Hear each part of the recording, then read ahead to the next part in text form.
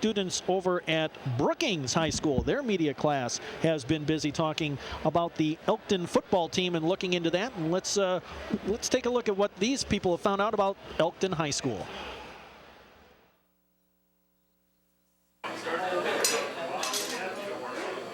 They roll the dice to see who pays for coffee every morning at the Old West Diner in Elkton. This fall, there's been a lucky streak in town.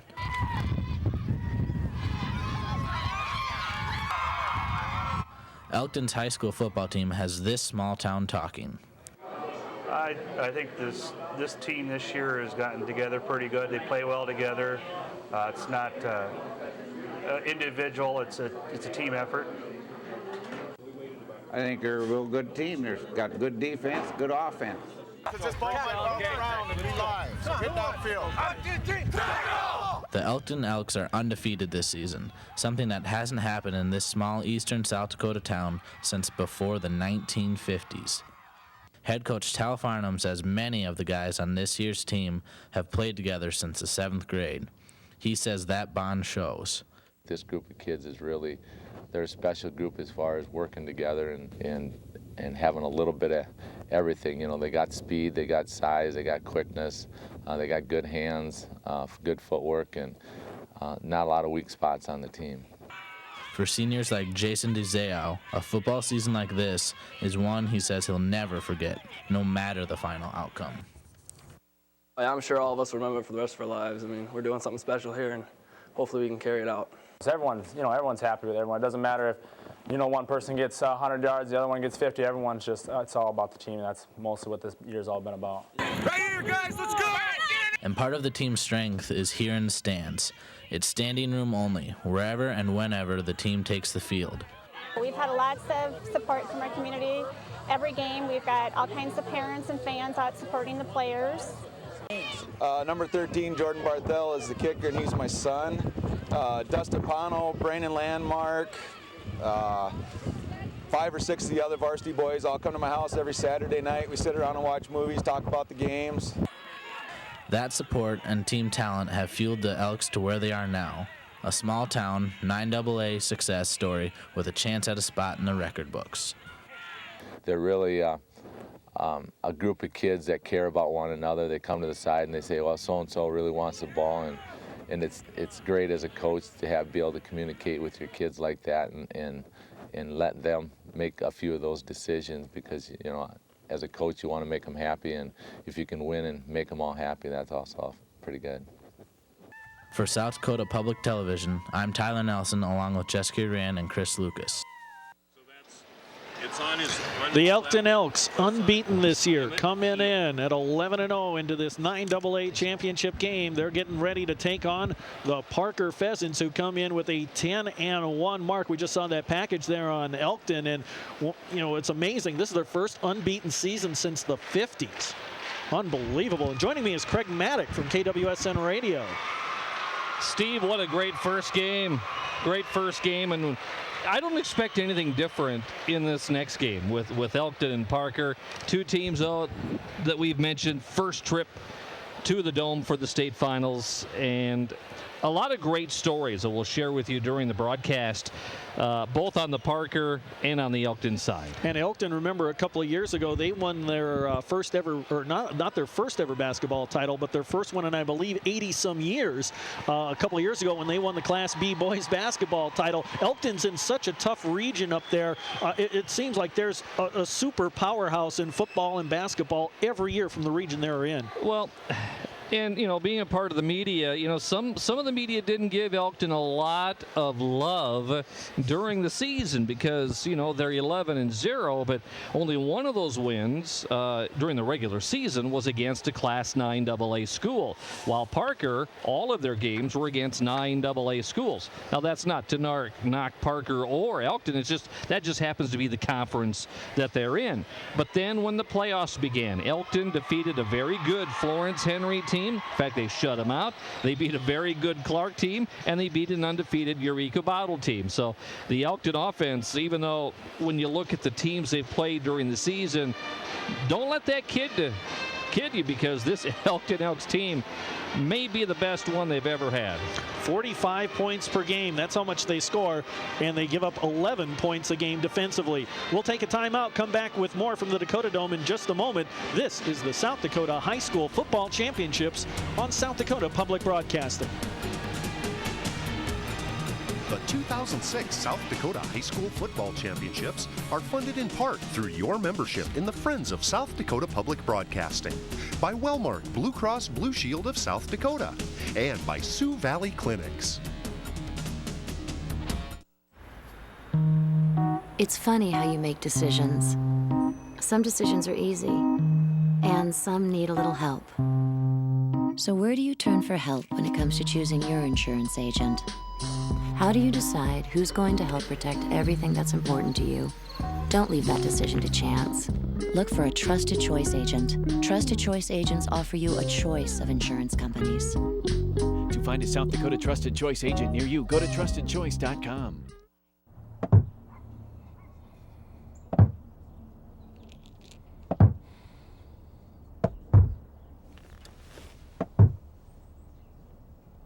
Sure, you can handle your shoulder pain, but can he? If joint or muscle pain has kept you from playing with your child, you need Sioux Valley Clinic Orthopedics, where you get a whole team of orthopedic specialists working together to help you get back into life. Lunchtime. What are you in the mood for? Something different. Something... What's the word? Something... New. The word is new. As in Subway restaurant. New blackened Cajun steak sandwiches. Subway. Eat steak.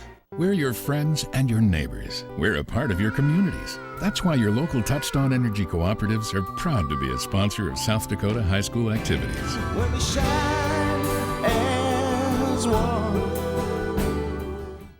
Farmers Union Insurance has served South Dakota's heartland since 1948 and knows that our state's future depends on the talent and leadership of today's youth. That's why Farmers Union Insurance proudly supports South Dakota Public Broadcasting and South Dakota High School Activities Association as a community partner, helping to develop our youth into tomorrow's state and community leaders, investing in a strong future for our state. Farmers Union Insurance, your hometown agent.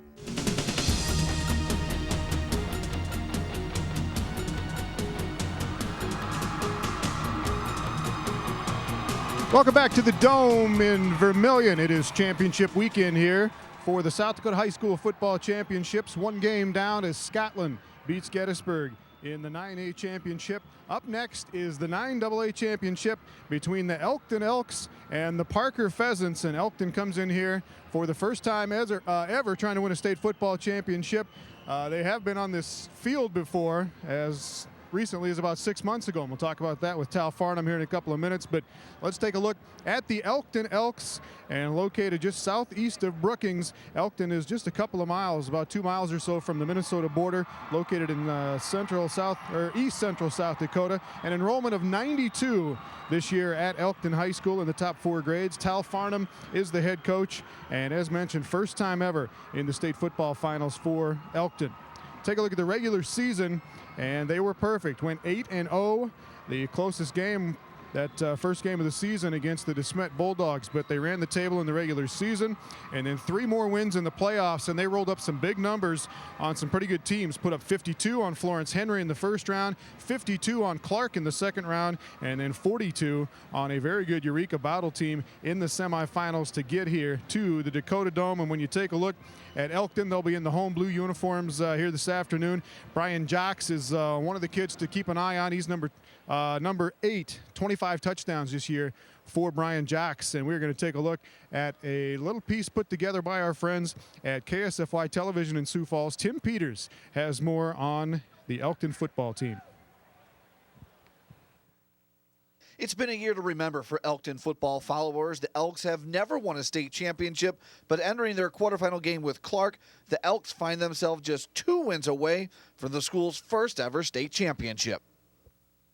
I think the community needs it. It's been a long time since the Elks have been like this. We haven't had much success in football, but had a lot of good teams, but hopefully we can help Elkton get over the hump. It'd be nice to go out with a bang like that. win state. It's always fun to go undefeated, be the top dog. The excitement in the hallways are great. They're talking football right now, and that's what it's all about right now this time of year. Scoreboard operators have been busy this year during Elkton games. The Elks have outscored their opponents this year 401-78. But if you think you can beat the Elks by stopping just one guy, you'll find out pretty quick you're wrong. You can't key on any one of our guys. We're going to bring it a different way at you every time. They might all look alike, but there's different guys bringing the ball at you. We got so many weapons. I mean, we're so versatile. We can do anything. Even though the Elks haven't advanced deep in the postseason on a regular basis, they know the game doesn't change just because it's the playoffs. Anytime you get in situations in the playoffs, the turnovers are big. You got to block and tackle. That's the name of the game. They've been winning since they were in junior high. They know how to win. In Elkton, Tim Peters, KSFY Sports. All right, thank you, Tim. And Tal Farnham is the Elkton head coach, and congratulations, first of all, unbeaten season so far and getting here. It's been a fun ride. Our guys have been playing hard, and it's just been an exciting year, you know, not only for this year, but just the town, the excitement of this program is just, we just brought it to another level. And everybody makes a big deal about teams that haven't been here before. They don't know what to expect in the Dome, but you guys have actually played on this turf recently, right? Well, we played here last July. You know, we come here every year for team camp, and it gives our guys a chance to play here in case we ever make it. And this is a year that we made it, so we're ready to go. Funny how that works out, huh? Hey, talk about some of your individuals, Jocks and DeZeo. Some of these guys, what do they do for you? Ponto, you guys score a lot of touchdowns, don't you? Yeah, we've been putting a lot of points on the board, and we're able to just spread the ball around. Jason DeZeo is just an excellent leader. He played in the state tournament as a starter for us a couple years ago, and he's just an inspiration to this team. Brian Jocks is just an athlete. I mean, wherever we put him, punt returns, kick returns, wide receiver, we run with him. And then we got our power with Brandon Landmark and Dustin Pano. Pano has just been, you know, when we need the yards, we just go right at him, and he's been able to just control the ball. And that's kind of what your AD called you guys, describes you guys as big, powerful, strong, fast, all of those things. Is that true? Yeah, coming from a track coach, Irvin Gebhardt, and who just like to run a lot, yeah. Our guys up front are just horses. As the game goes on, we've had teams tell us, you know, point out these guys are strong, you know, and we've been able to wear teams down. But this Parker team is an excellent team. They made big plays, they create turnovers, and but I told you, kid, you know, it's the unknown, but we just got to be able to play our type of football. And you talk about putting up a lot of points. You guys, I mean, put up 52, 42 in the playoffs. You made it look easy going by the scores, but was it that easy going through the playoffs? No, it wasn't necessarily. We played the Clark team threw the ball 46 times against us, and Eureka Bottle last week was the Rowell boys were tough, and you know, they hit us a lot of times, and our kids were sore, you know, but I thought we played a pretty good schedule, and it paid off. Talk a little bit about, you've got it on the side of your hat here, you got it on your shirt. Emmett Keel was a very good friend of yours. Tell us the story about that. Well, Emmett is, he was our fan of the year when we went to the state basketball tournament. It was the day that he was at our track meet. He was a starter, and he went on a fire call, and the chain broke, and he was pronounced dead a couple days later. But Emmett was an inspiration to these kids for a single guy, and having 30-some fire trucks and 1,500 people in our gym. You knew it was something. He was something special, and I think these kids right away that day said they knew right away we were going to dedicate this season to him.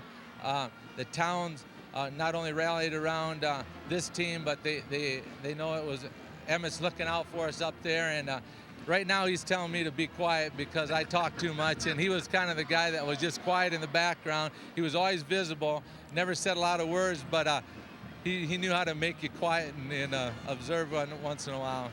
And it's obviously going to be a lot of emotion here early in the game. You have to kind of control that a little bit? We told our kids, hey, it's a war from start to finish. We had some veterans come in and talk about Vietnam yesterday during our assembly, and not to believe everything you read because you guys sometimes don't always, not always correct. I mean, the public right now had Parker picked by 3 sports announcers, and I said, and those guys said, you know, you can't believe what's in the paper. You got to believe what you believe in your heart, and set your goals and you go out and obtain them. So it was kind of motivating to kind of hit the spot. Don't lump us in with those newspaper guys. I know.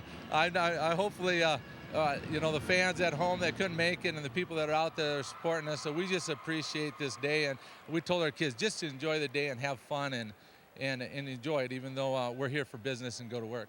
Have a great one. Thanks a lot. Thank you very much. All right, Tal Farnham is the head coach of the Elkton Elks. They come in unbeaten, taking on Parker. And let's go upstairs for the starting lineups for Elkton, fellas.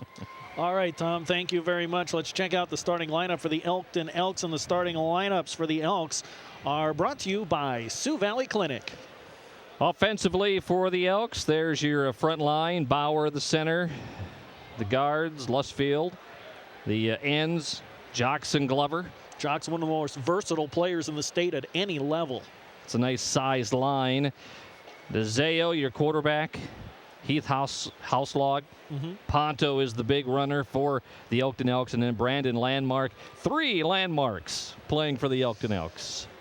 Dustin Ponto with over 1,000 yards on the season, averaging 7.8 per carry. He has scored 16 touchdowns on the year. He's also caught 3 passes as well.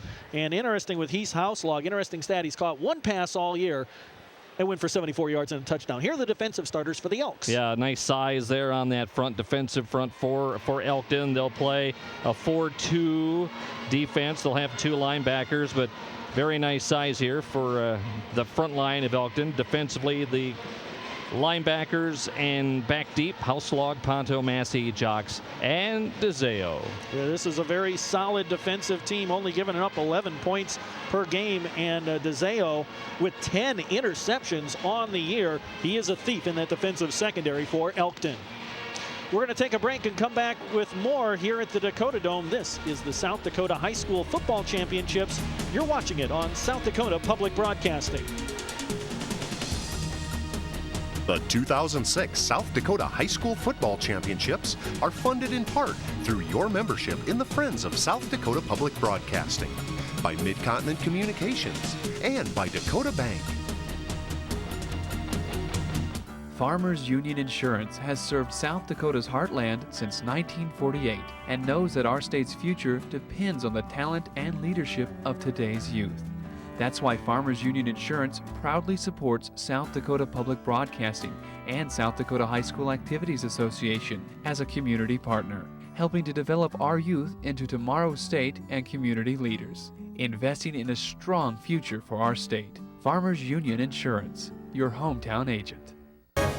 Over 100 years ago, high school football teams first took to the gridiron in South Dakota, and they've been running strong ever since. Some things haven't changed much. You've got to know how to tackle and how to run, but there are some things that have changed. Join South Dakota Public Broadcasting for a look back at some of our state's outstanding teams, coaches, and the battle for a state playoff system. Watch 100 Yards, 100 Years, a century of high school football in South Dakota, Monday, December 4th, at 7th Central, 6th Mountain. I volunteer with the Boys and Girls Club. I coach senior league football. I'm president of my community's PTA. I volunteer at my community church. I'm on my community's city council. I volunteer for the United Way. These people are committed to making their communities a great place to live. And they all work for a company that's committed to doing the same. Mid-Continent Communications, where giving back is one of the things we do best. Mid-Continent Communications, part of our community, part of your life. I'm gonna be a dancer. Have fun on your ski trip. Be careful. The doctor says I'll be back on my feet in no time. No matter how life changes, Wellmark Blue Cross and Blue Shield is there, giving you a number of ways to take charge of your health with benefits that go beyond insurance, like the support of a dedicated team of care coordinators, and as always, hassle-free service. Wellmark Blue Cross and Blue Shield. The difference is blue.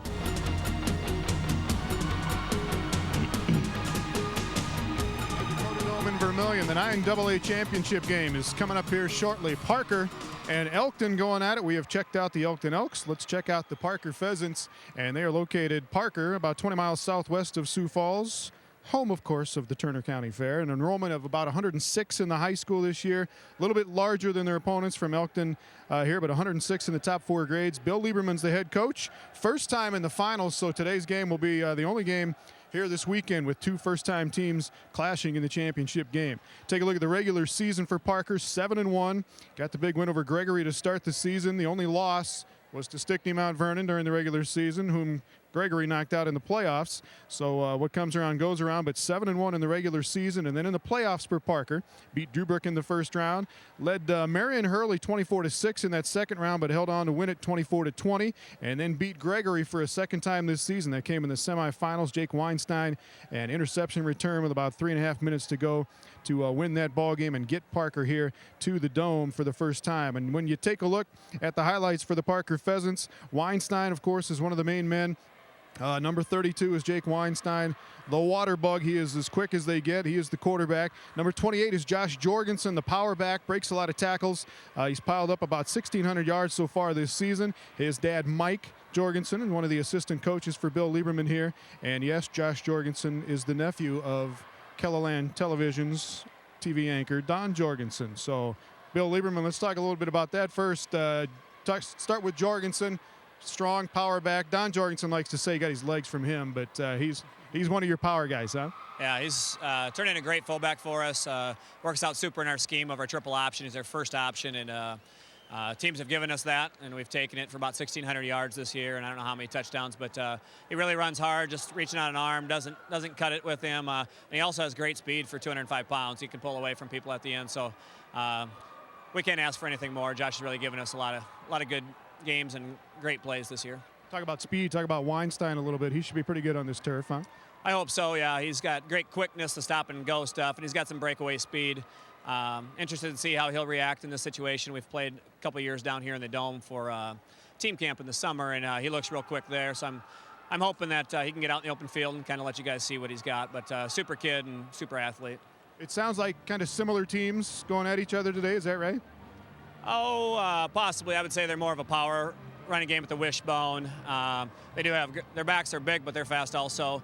We're going to struggle with that. Their quarterback is very elusive. He's got a great arm, so he's kind of like the Weinstein kid, maybe a little bit more powerful runner maybe, but they boot a lot, throw the ball when they need to.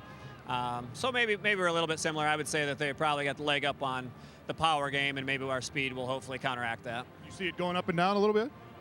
I'm the defense coordinator, so I'm hoping we can hang on a little bit. But yeah, when you watch them on tape, I don't know how we're going to stop them. But our kids are going to be up for the challenge. They're going to step up, and we're going to have some big plays out of our defense to be able to hold them. I'm told you're a very good motivational speaker. What did you say to them to get them going? Yeah, I don't know who told you that, but I heard it from somebody. Okay. In your organization. Okay. Well, I just told them it's a game like any other game. We've done a lot to try to keep this very normal for them. But I don't think you need to talk anymore. I guess they're not overconfident for sure. This is all gravy for them. If we win, we win. If we lose, we've had a great season also. So I didn't have to say a whole lot. Obviously, they'll be jacked up on their own, so I shouldn't have to talk now. And these uniforms are sweet. These are new this year, or for what? Yeah, it's a 10-year plan, I think, but hopefully we can get some more before the next 10 years is up. But uniforms turned out nice, and kids have responded and played well, and they look good. And hopefully, when you look good, hopefully you play good. Are you nervous? Are you ready to go? What's the feeling right now for you and probably for the kids?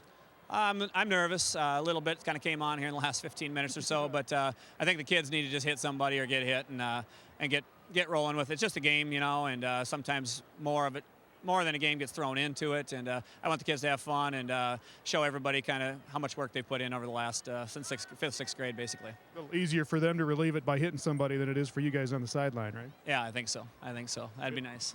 Bill, thank you very much. Hope you have a great one. Thanks for joining us. Thanks. All right, Bill Lieberman and Parker going at Elkton, and let's go back upstairs for the starting lineups for Parker. All right, Tom, thank you very much. Let's check out the starting lineups for the Parker Pheasants, brought to you by Wellmark Blue Cross and Blue Shield of South Dakota. Offensively for Parker, that's a great line. We got two big offensive lines on both of these games today. You got Drefke, as well as Bosey, Kramer, Buchholz, and Deny, yep. 6'7", 220. What do they have in that water down there, Parker? Weinstein, a great quarterback. Jorgensen, Reese, and Runge.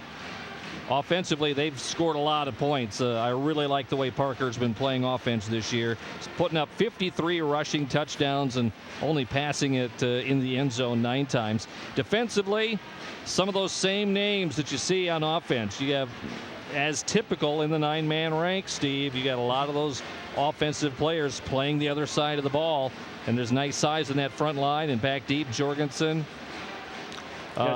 Jeff Beal there Jeff at a line. Beal, Reese, Caller, and then Weinstein. So Weinstein, of course, with the 11 interceptions on the season, that free safety spot defensively. Parker averages 40 points per game. They give up just a shade under 15 points a game defensively. Interesting note about Coach Lieberman. He is the only coach in the state that coaches football and girls basketball. What an unusual combo. Yeah, I don't know of any others, Steve. And he took the Parker Pheasants to the state tournament 3 years ago. In fact, we had them on in the state tournament when we were up in Aberdeen. When Abby Plucker, their big senior this year, was just a freshman. And what a player she's turned into. Abby Plucker, I believe, signed with North Dakota State to play D1 basketball. And the girls A tournament, that's going to be broadcast on South Dakota Public Broadcasting for our girls basketball tournament. Pretty good chance Parker may be there. Might see Coach Lieberman a couple of times this year. Yeah, he's going to get FaceTime. Let's take a break. We'll be back from the Dakota Dome in just a moment. This is the South Dakota High School Football Championships on South Dakota Public Broadcasting. The 2006 South Dakota High School Football Championships are funded in part through your membership in the Friends of South Dakota Public Broadcasting, by Wellmark Blue Cross Blue Shield of South Dakota, and by Sioux Valley Clinics. Farmers Union Insurance has served South Dakota's heartland since 1948 and knows that our state's future depends on the talent and leadership of today's youth. That's why Farmers Union Insurance proudly supports South Dakota Public Broadcasting and South Dakota High School Activities Association as a community partner, helping to develop our youth into tomorrow's state and community leaders, investing in a strong future for our state. Farmers Union Insurance, your hometown agent. I'm gonna be a dancer. Have fun on your ski trip. Be careful. The doctor says I'll be back on my feet in no time. No matter how life changes, Wellmark Blue Cross and Blue Shield is there, giving you a number of ways to take charge of your health with benefits that go beyond insurance, like the support of a dedicated team of care coordinators, and as always, hassle-free service. Wellmark Blue Cross and Blue Shield. The difference is blue. Over 100 years ago, high school football teams first took to the gridiron in South Dakota, and they've been running strong ever since. Some things haven't changed much. You've got to know how to tackle and how to run, but there are some things that have changed. Join South Dakota Public Broadcasting for a look back at some of our state's outstanding teams, coaches, and the battle for a state playoff system. Watch 100 Yards, 100 Years, a century of high school football in South Dakota, Monday, December 4th, at 7th Central, 6th Mountain. I volunteer with the Boys and Girls Club. I coach senior league football. I'm president of my community's PTA. I volunteer at my community church. I'm on my community's city council. I volunteer for the United Way. These people are committed to making their communities a great place to live. And they all work for a company that's committed to doing the same. Mid-Continent Communications, where giving back is one of the things we do best. Mid-Continent Communications, part of our community, part of your life. Welcome back to the Dakota Dome in Vermillion. Steve Toom along with Craig Maddock getting set for the 9AA championship game between the Parker Pheasants and the Elkton Elks. And congratulations to the Scotland Highlanders. They won the 9A championship earlier here over Gettysburg in a fantastic football game, 20-16. Now, something we have featured this year at South Dakota Public Broadcasting is the message board at sdpb.org. Now, not only can you log on there and get stats from the game that are constantly updated, but we've added a message board this year for you, the fans. So log on there and get interactive with South Dakota Public Broadcasting. Now, one of the things we're trying to catch here are the welcome home celebrations. And if you know that, if you happen to be out there in cyberspace and happen to have caught the, go ahead and post it on the message board. I believe I heard over the public address announcer that Scotland, their welcome home will be at 7:30 tonight in Scotland at the high school gym. I believe that's what Greg Merrigan, our public address announcer, I haven't caught it yet for Gettysburg, but if you know that, log on to sdpb.org and go ahead and post that. A fantastic game between Gettysburg and Scotland goes to the Highlanders 20-16. Yeah, sdpb.org and then click on discussion board. Yep, that's where it's at. We want to tell you a little bit more about the Parker Pheasants, 10-1 coming into this championship game. We'll turn it over now to our friends from KSFY. It's a great privilege. You know, it's great to be a senior and be able to go to the Dome for the first time in Parker's history. I'd have never thought we'd be here. I didn't rule it out, but I wasn't thinking we'd go this far. And neither did a lot of other experts, but being the underdog this year has fueled the Pheasants.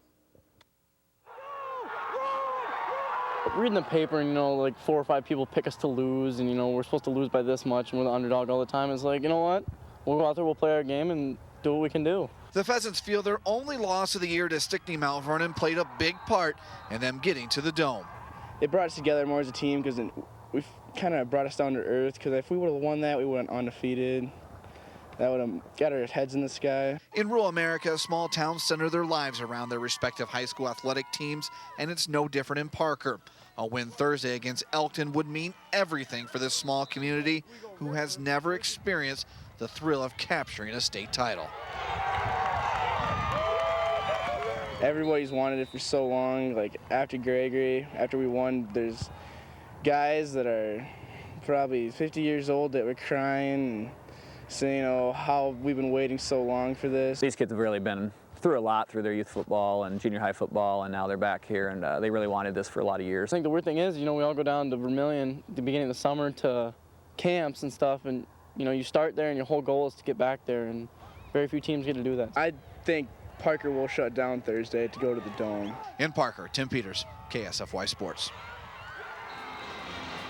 It's one of those situations. Will the last person out of town please make sure all the lights are off? Parker has brought a ton of fans. So has Elkton. It's tough to tell who's who because blue and white are their respective school colors. And that awe factor or domitis that you may read about or hear about, you know what? I really don't think these two teams are going to feel that because both teams have had camps here this year. These kids have played junior football programs in the Dome. So really the feeling of being here the first time on the grass, or on the turf, being inside, you know, I don't think it's going to rankle these two teams like others would. A couple of years ago, Parker combined with Hurley to be an 11B school. Then Hurley teamed up with Marion, and those two teams had to play in the playoffs. I can imagine that was a very interesting contest. It was a 24-20 game, Marion Hurley losing to Parker. But Parker's been 11B. Now they're down in the 9A ranks, and they're one step away from a state championship. Let's send it down to the field and Tom Neiman.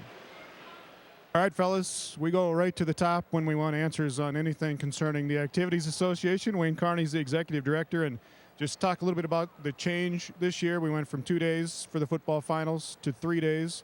Is there one big reason why, one simple reason why?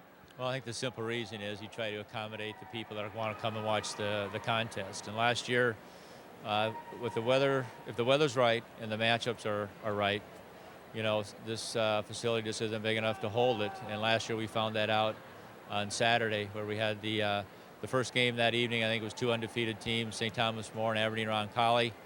And then the second game, you had 2 of the more storied programs, I guess I could call them, tradition-wise in Yankton and Sioux Falls O'Gorman, both within Sioux Falls by 60 miles and Yankton about 25 miles. And you know, we found out we just absolutely couldn't hold that crowd. A lot of times, in past years anyway, after that 11B game, a lot of those folks went home, or they went out with their team and celebrated. Maybe they had not a party room, but a place where they could go to a hotel that had a kind of a convention center, and where they would have a championship party after the game. Well, last year those folks stayed to choose and chose to stay and watch the second game, and it was very understandable. Well, with no reserved seats last year, we had people that had a ticket in their hand and were standing outside the Dome and couldn't get in. And so we finally started letting them in, and they sat down on the carpet down here during the first part of the game until maybe halftime when some of the seats started to open up. And like I say, we think the number one thing is to make sure that we get a venue and a facility that'll accommodate the crowd. And the only way to do that, this is obviously the only indoor facility we have, so it's not a matter of changing facilities, it's a matter of changing the dates and re-looking at the schedule. The most common or the most obvious thing was we need to stretch it out one more day. And then the proposal went back to the Football Advisory Committee, and they came up with, you know, okay, let's go with the 3 9-man games on Thursday, the 2 11-man games on Friday, then the single game on Saturday. Should USD host a playoff game here some years, and you know, they could be doing it this year at some point in time down the road, at least then they could play that game in the afternoon.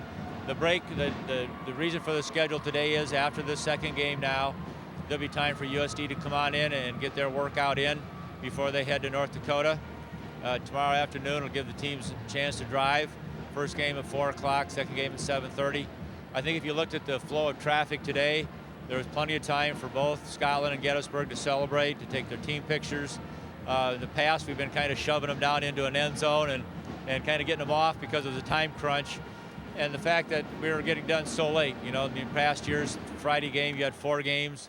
It was midnight sometimes before we got out of here, and that's just not good either. So this year, with the changes that were made, the last game or the second game was 7:30 tonight. You know, maybe by 9:30, 10 o'clock, the game will be over. The awards will be handed out. The teams can kind of mill around on the field if they'd like, and still get out here at a reasonable time. Is there a negative to it? I mean, do you hear from any of these people from Cologne or the 9-man schools that say, we don't want to play on Thursday? Have you heard any of that? No, I haven't heard a thing. And as a matter of fact, if I'm not mistaken, I think next year the 3 9-man games will be on Friday. The 2 11-man games will be on Thursday. One of the issues that was brought up when this whole proposal was being talked about from our 9-man schools is that we didn't think it was fair that they would always have one less day to prepare than what they used to have. You know, they used to play all their games on Friday. Well, now they're all on Thursday this year. So that gave them one last day to prepare and one last day to, quite frankly, just get healed up. You know, when you're playing those playoff games that close together, you know, now that gave them one other day to get everybody healed up and ready to go. Well, now, this next year, I think the 2 11-man games will be on Thursday. The 3 9-man games on Friday, still build in time for the USD to come in and get their workout in on Friday should they need it. And then if they're playing a home game on Saturday, they can play that game, and we'll start Saturday night at 7:30 again. It's a delicate act. It's like having 150 kids that you got to kind of keep happy. You got to try to make everybody happy, don't you? You know, one of the things that our board is very, very strong about, I think, and that is listening to our member schools. And they do a nice job of listening to the advisory committees. And again, what's the sense of an advisory committee if you don't take their advice? Knowing full well that the final decision is always going to be with our board of directors, who are ultimately elected by our 189 member schools. So there is a natural progression there, even though sometimes not everyone believes that. But that's not uncommon. You know, anytime you're in a leadership position, such as a superintendent, a principal, an athletic director, those issues arise, and we just think that we've got a good system right now where our board of directors is the final say on those issues. You guys do listen, right? Wayne Carney, thank you very much, Wayne. Appreciate it.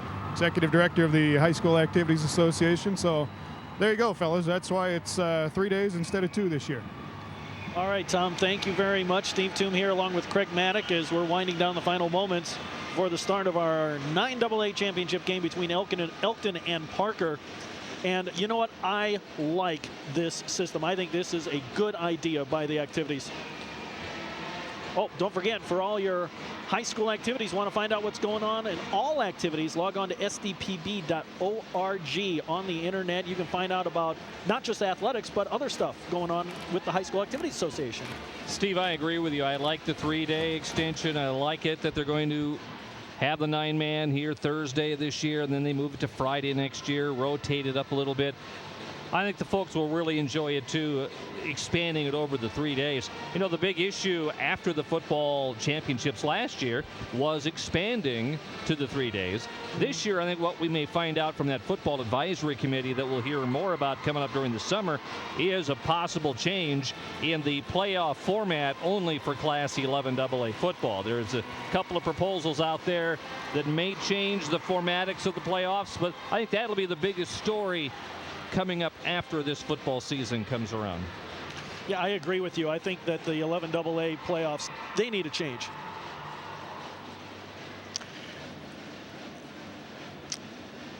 You know, we've had some high schools media classes around the state helping out South Dakota Public Broadcasting, and we're giving a chance for these students to showcase their work here this weekend. And the students from Sioux Falls Lincoln High School put their cameras and editing equipment to work, and they've prepared something for us, and we'd like to show it to you right now.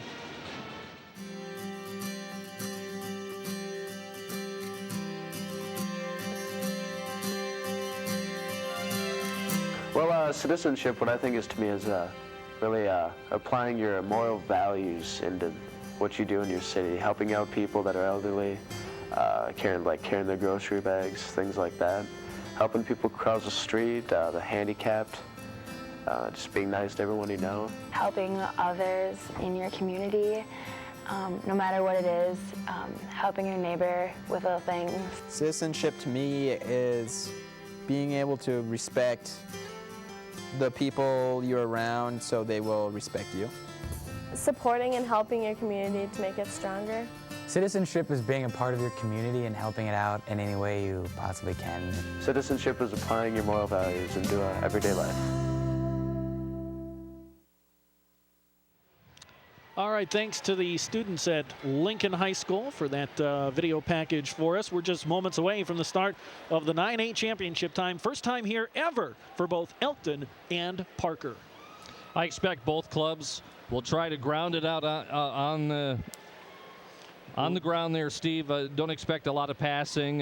Weinstein of Parker's only thrown the ball 71 times, and DeZayo's only thrown it 62 times. If it's an air attack, I would totally be surprised, but I think it's going to be a lot of rushing from both clubs here in this ball game. Well, we did get a bit of a shock in our first game, the 9A game. Gettysburg, a team famous for running the football, had a lot more passing yards than rushing yards, and that was by necessity. They had to throw the football because their running game was shut down by the Scotland defense. In case you missed it, the 9A championship goes to Scotland over Gettysburg 20-16. We're ready for the second championship game, the 9A matchup between Elkton and Parker. Let's send it now to our public address announcer, Mr. Greg Merrigan. The South Dakota High School Activities Association, along with its corporate partners, Sioux Valley Hospital and Health System, CoreTrust Bank, Farmers Union Insurance, and Ramkota Hotels, welcome you to Vermillion for the 2006 State Class 9AA South Dakota High School Football Championship game.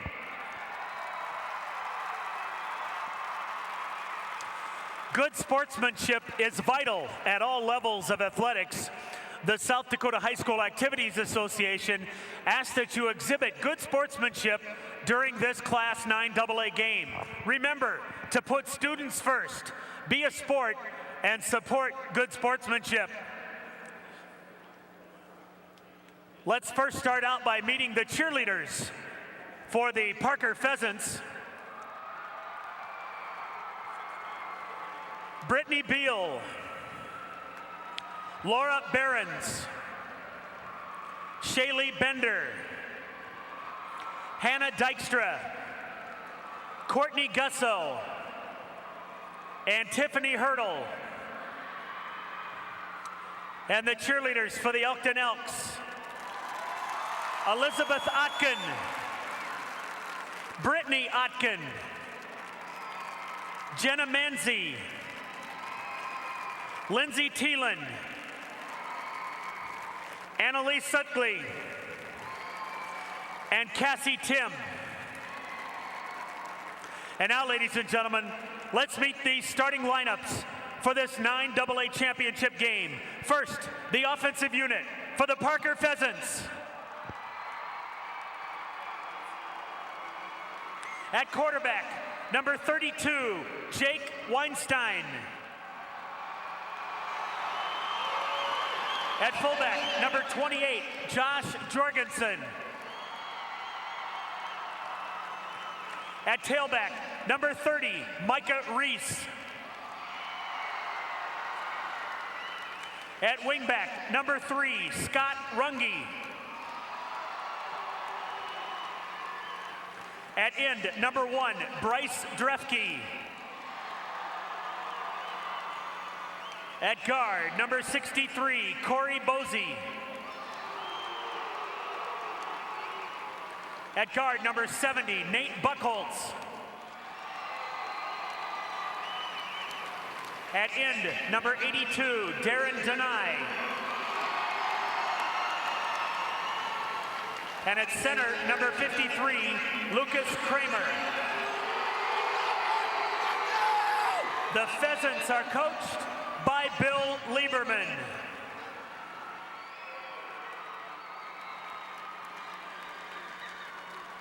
And now let's meet the starting defensive unit for the Elkton Elks.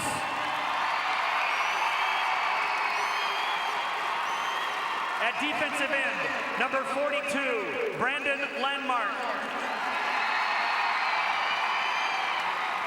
At defensive tackle, number 86, Jesse Lustfield. At defensive tackle, number 97, Lynn Geike. At defensive end, number 66, Alex Glover. At cornerback, number 20, Mark Massey.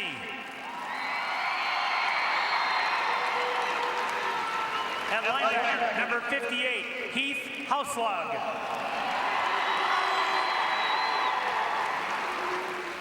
At linebacker, number 72, Dustin Ponto.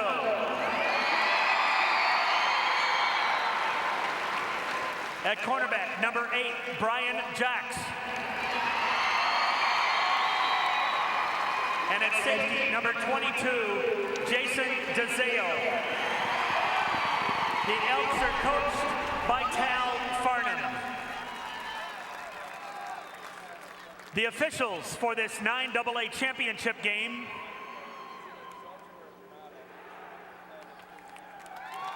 The referee is Tim Weber of Aberdeen. The umpire, Mike Miller of Aberdeen.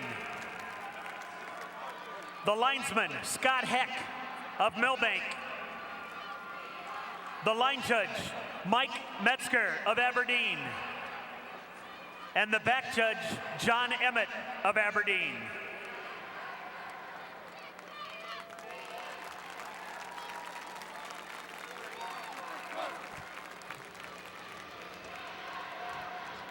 And with the introduction of our starting lineup and the officials for this contest, we're ready to go. The 9A championship between Elkton and Parker. Starting lineups, one of those things these kids will never, ever forget. Whether they win it or don't win this championship, they'll always remember what it was like, what they were feeling when the starting lineups were being introduced. They run down that player tunnel. They're all fired up, ready to go. I love that little handshake between, was it DeZeo and Ponto for Elkton right when they got to the big huddle there. They did a little fancy handshake. I thought that was kind of neat. Not sure what the story is behind that as you see the team captains meet at the center of the field. It'll be the Parker Pheasants getting the football first. They will receive as they won the toss. Kicking off will be the Elks. Parker in their road white uniforms with the blue numbers. And Elkton in their home royal blue with the white numbers and helmets. Complete mirror images of each other. Parker got here by beating Dubrook, Marion Hurley, and Gregory. In fact, that Marion Hurley, remember Parker was co-opted with Hurley all those years. Last year, Marion Hurley beat Parker in the playoffs. This year, other way around. Parker beats Marion Hurley to advance to the semifinals. And what's kind of interesting, Marion is on one side of Parker and Hurley's on the other side. That had to be an interesting bus trip for those players, as I believe Parker hosted that game. We're ready for the kickoff of this contest. And lining up for the kickoff for the Pheasants is Jordan Barthel.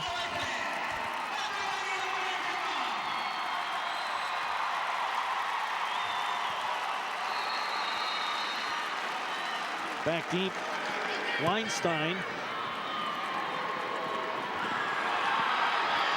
And it's up the middle, Weinstein to the 35-yard line. And that's where the Pheasants will set up shop. It'll be interesting to find out if they continue to kick to Weinstein, because anytime he's got the ball, whether it's on the punt returns or kickoffs or as the quarterback, very dangerous runner. And the leader of this Parker Pheasant ball club. Weinstein, 5'11", 165, and a senior. 1st and 10. Handoff. Not much on that running play. Hard hitting there. Eric Collar with the carry. Well, Josh Jorgensen, number 28, the leading rusher for this Parker offense. Jorgensen, 1,600 yards. But Kohler there, number 34, he got the first call of the day. Just under 500 yards rushing, 5 touchdowns on the season. Jorgensen, the main running back, over 160 carries on the season. He'll get this handoff, burst up the middle. He's spun down across the 40 near the 43-yard line. Parker coming out pretty conservative here in the early going, but we expected primarily a running attack for both teams. Jesse Lusfield, one of the defensive tackles for Elkton, making the stop. Yeah, I don't think we'll see a lot of different formations in the Parker Pheasant offense today. We'll send Scott Runge out wide, and he'll be wide to the top of your screen and then wide to the bottom of your screen at times. There's a handoff and a good gain by Kohler. First down as it is loud here in the dome across midfield to near the 46-yard line. Great burst of speed just off the left guard. And Kohler had some great room and picks up a first down for the Parker Pheasants. 1st and 10 at the Elkton 46-yard line. Kohler, just a junior at 5'10", 170. That time he went off the left side. See Jorgensen, Weinstein there, quarterback number 32. He'll keep it himself, try to dance out of a tackle. Gets away from one, but not the other. Maybe a gain of 1. Brandon Landmark really messed up that play. The Elkton defensive end came in, and Weinstein had to change directions immediately, but it gave him enough time where Landmark was able to stop the progress of Weinstein and got some help and a very minimal gain. Yeah, gain of 1 on the play. It'll be 2nd and 9 as we look at the Parker sideline. Just underway.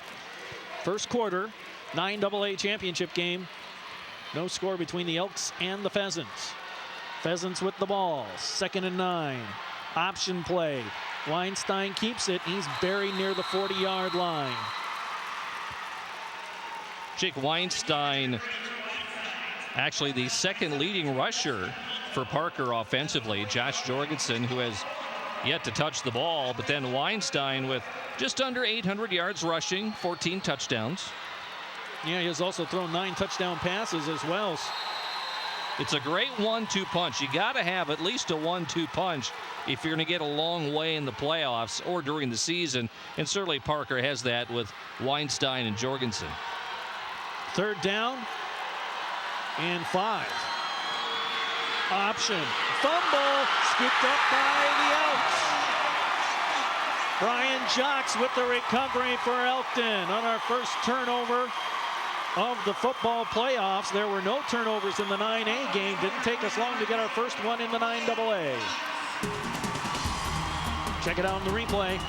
Just your basic pitch to the outside, and Eric Kohler may have taken his eyes off the ball and bounced right into Brian Jocks.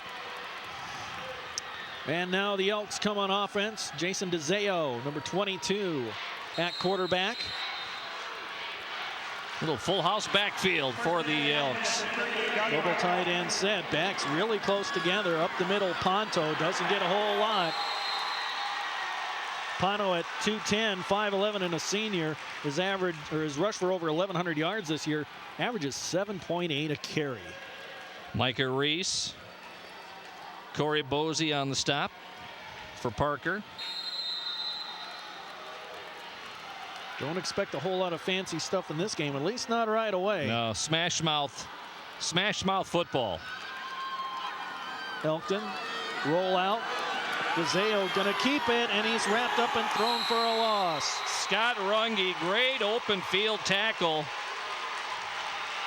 And a loss of 4 on the play, although they're gonna give him forward progress and a minimal gain. Not sure where they got the minimal gain from. Yeah. What a great play by Runge defensively, number 3 for the Pheasants. And now 3rd down and 9.5 yards to go for the Elks. Not known as a passing team. Let's see if they put it up here. They've got the tight formation. Straight drop back. DeZeo scrambling off with a pump fake. He's going to throw the short pass, and it's complete. First down to Jocks at the 40-yard line. 2 receivers in the area, but it ends up with an Elk. DeZeo with plenty of time to throw the ball, and he was able to see more of the field after he got outside of the pocket, rolled to the outside. Plenty of time to look. Jocks was, I think that's who he was throwing to. Is Glover was down there as well. About 10 yards in front of him. Yeah. First down for Elkton. 41-yard line. Handoff. This is Jocks trying to get to the outside. Gets away from one tackler. Muscled down at the 35. Brian Jocks. When you look at this Elkton offense, he is the leading rusher for Elkton. DeZeo is next. Talked about that 1-2 punch with Parker. Elkton's 1-2 punch is DeZeo and Jocks. And don't forget Pondo. That's actually a 3-headed monster there for Elkton. Second down. And it's a run up the middle. Breaking some tackles is Brandon Landmark. Nice gain on the play. It's about 3 yards. Yeah, Ponto, he has more than 1,100 yards rushing. And interesting already, you know, the leading rusher for both clubs have yet to touch the ball. Amazing stat, but they're probably using them as decoys right away. So we get a look at Coach Lieberman from Parker. Big 3rd down and 2 coming up for the Elks. The 32-yard line of Parker. Handoff Pano, stopped initially, and he'll lunge ahead and get a first down for Elkton across the 30 to the 29. You bring 2 guards in, you bring your 2 tackler, your 2 tight ends in, and you let your big boy run the ball. A lot of beef on that front line. Second effort by Dustin Ponto gets him the first down. 1st and 10, ball put down at the 29-yard line as we come back to live action. Close, tight formation. It's a pitch to Ponto, and he struggles ahead and gets down near the 25. Takes a lot of precision to do that pitch inside like that. It's a short little toss, but boy, you have to be spot on with your timing. Nice shot of Jeff Beal of the Parker Pheasants. Beal, head coach Bill Lieberman of the Parker Pheasants in his 2nd year. Under 5 minutes to go here in the first period. No score. Pitch. Jocks looks to his left, trying to get to the 20, and he's pushed out of bounds shy around the 22-yard line. Jocks actually starts as a tight end, but they'll switch him off. They'll bring him in at running back. They'll split him out as a receiver. He has accounted for 25 total touchdowns this year. Micah Reese and Lane Dykstra of Parker, even though defensively they were getting strung out to the outside, they were able to hold their blocks and prevent anything more from getting to the outside. 3rd down, call it 3. Rollout on the play action. Looking to run, slips away, runs to the sideline, tripped up and knocked down back outside the 25 near the 28-yard line. Scott Runge again was there putting pressure on DeZeo. You got to give a lot of credit to the defensive backs and the safeties for Parker, because there was nowhere to throw. Micah Reese, Jake Weinstein, Eric Caller, they had their men's covered, and DeZeo just didn't have anywhere to go. And eventually, Runge and Bosey and Kramer were there for the tackle. Lost 5 on the play. 4 minutes to go and counting. Here comes a big 4th down and 8 for Elkton. 2 receivers. Straight drop back. Here comes the pressure. Throw downfield. Jocks caught it at the 10. He lunges ahead. Touchdown, Elkton Elks.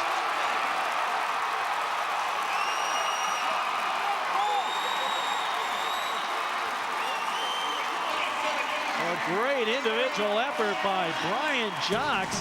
7th receiving touchdown of the year. Check out the replay. Parker was coming in on the blitz. And Jocks, even with double coverage, great throw and a lunge to put Elkton on the board. Elks will go for 2 after their successful touchdown drive. Tight formation once again. Little pass over the middle, caught. That's good for 2 points for the Elkton Elks. And that was Mark Massey who makes the catch for 2 points. 8-0 Elkton. This is the Class 9AA championship football game on South Dakota Public Broadcasting. It's good to be in Dakota territory. We have invested in the community regions we serve. We're proud to be in dozens of hometowns across the Dakotas. Dakota Bank, here for you. Dad, you're going to be a grandpa. To Mike for 30 great years. So what are you going to do now? Take a trip to see those grandkids of ours. No matter how life changes, Wellmark Blue Cross and Blue Shield is there, giving you a number of ways to take charge of your health so you can focus on the moments that matter with more doctors and hospitals across South Dakota and the world, and hassle-free service. Wellmark Blue Cross and Blue Shield. The difference is blue. 10 plays, 62 yards. 4:49 time of possession on the Elkton scoring drive. They jump out to the early lead. And like I said at the beginning of the game, I felt Elkton would be passing the ball a lot in their very first drive. Hey, they did what they needed to get done in that touchdown after the turnover by Parker. So they capitalized on the turnover. Kick downfield. Corralled by the Pheasants across the 35-yard line. And on the return, Micah Reese. 3:30 left to go until intermission. Or check that here in the first quarter of play. And it's 1st and 10 for the Pheasants. They're down 8-0. See how they respond. Don't forget you can log on and check out all the stats online at sdpb.org. Also join in on the discussion board as well. Elkton getting 48 yards passing, 14 yards rushing on that opening drive. Handoff Jorgensen up the middle, doesn't get a whole lot there. Maybe a gain of 2.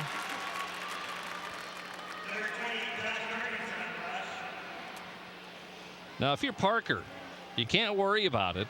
Oh no. And they've been in plenty of close games this year. They've played arguably the toughest schedule of anybody in 9AA. Well, you played Gregory a couple of times and Stickney Mount Vernon, and they have been tested. Marion Hurley, the playoffs. Here's the outside running play. Weinstein ahead into Elkton territory across the 45-yard line. First down for the Pheasants. Checking out the replay. Just a basic quarterback option.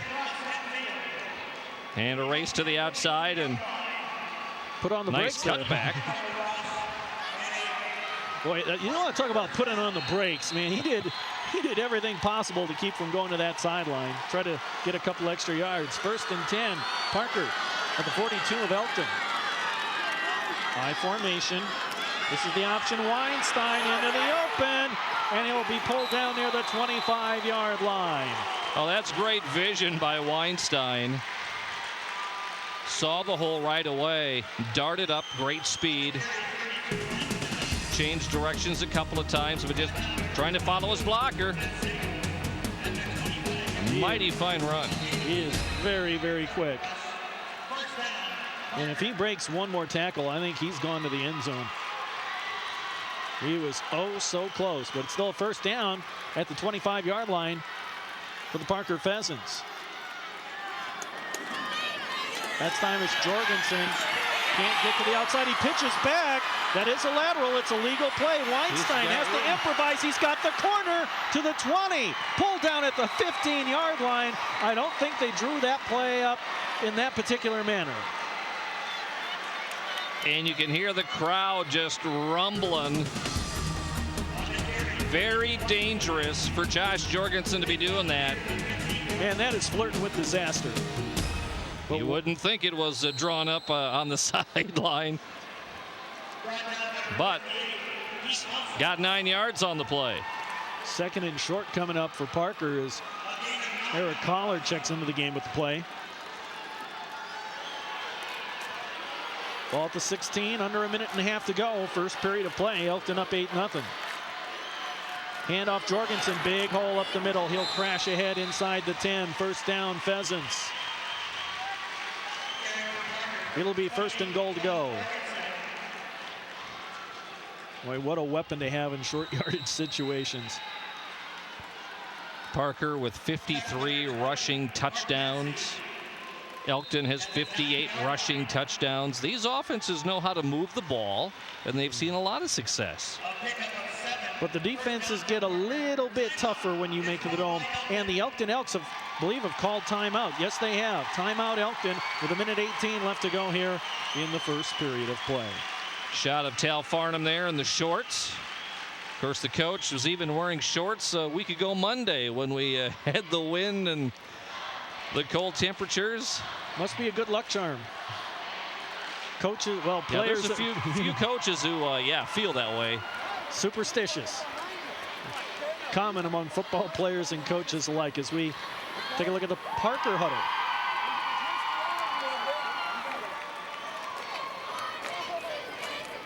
Don't forget to check out all the updated stats and the discussion board at sdpb.org. Updated stats on all the championship games this weekend here from the Dakota Dome. At least on this drive, Steve, Parker has seen the success on the ground by going off either left guard or right guard. They haven't necessarily gone right up the middle. They're doing more of the options to the outside, and that's what Elkton was talking about.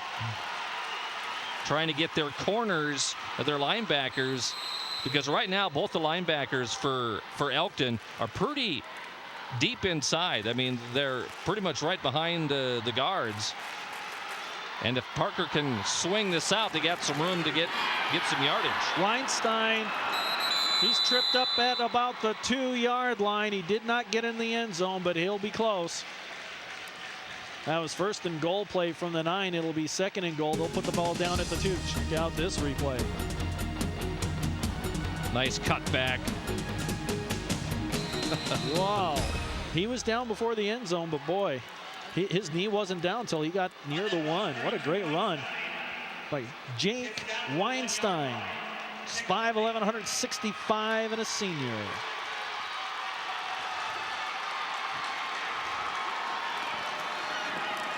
Handoff up the middle. Touchdown, Parker Pheasants.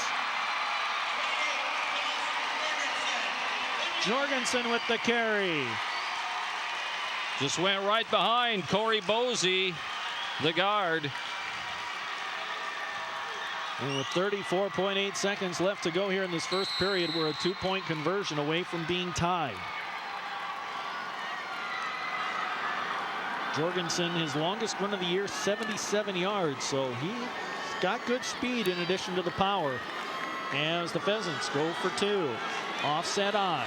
He goes to the right side. Weinstein stops short. No 2-point conversion.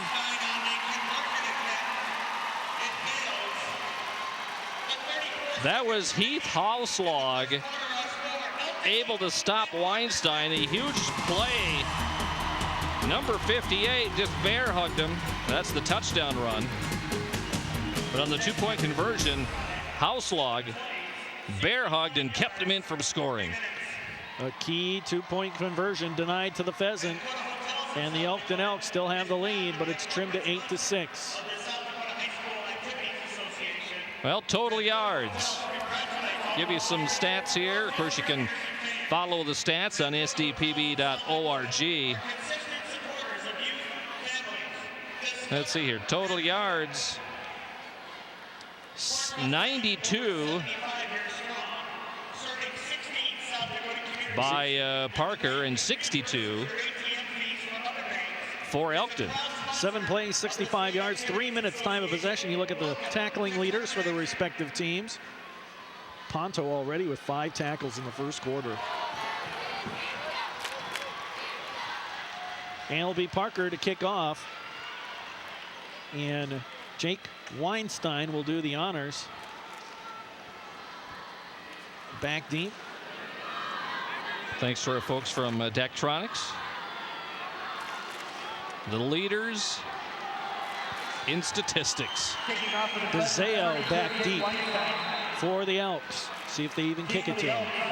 22. Line drive kick. Goes to Jocks in the middle of the field near the 25. Looking for a hole. Dances away from one guy. He's got some blockers. Near midfield. Dances away from another guy to the 45. Still on his feet to the 41-yard line. Oh, my.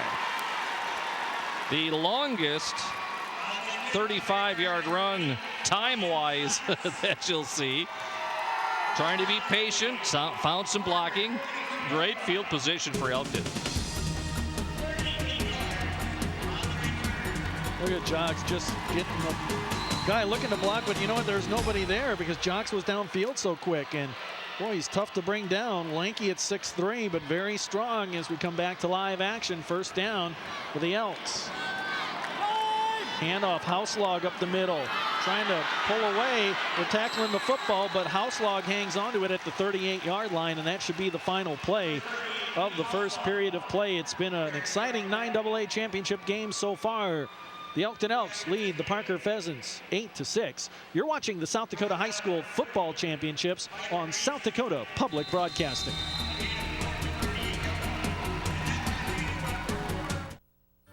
No matter where you go across the Dakotas, you'll find a sense of spirit, a sense of belonging. As you pass through our cities and towns, you'll also find a company working hard to build our communities by supporting the very reasons we live here: our schools, our events, our neighbors. It's a company that's been here for over 50 years and will continue to be here down the road. That company, Mid-Continent Communications. Part of our community, part of your life.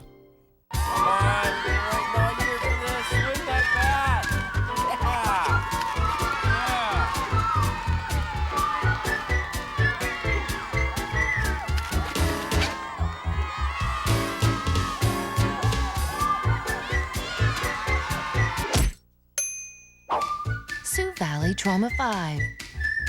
There when you need us.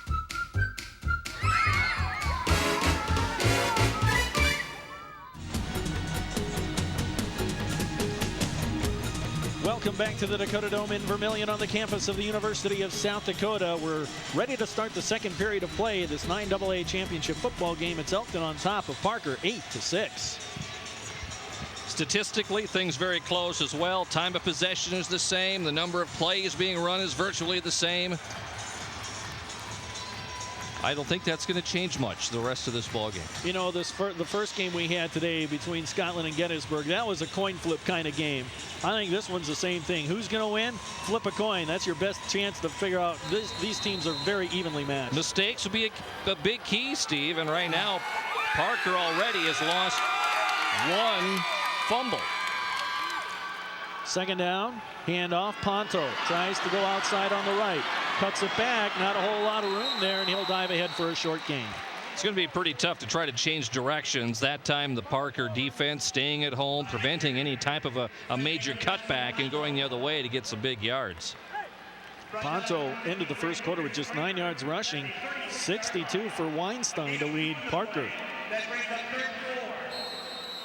3rd and 4 coming up for the Elks at the 36-yard line of Parker. Taking his time, handoff. This goes to Landmarker on the left side. Can he turn the corner?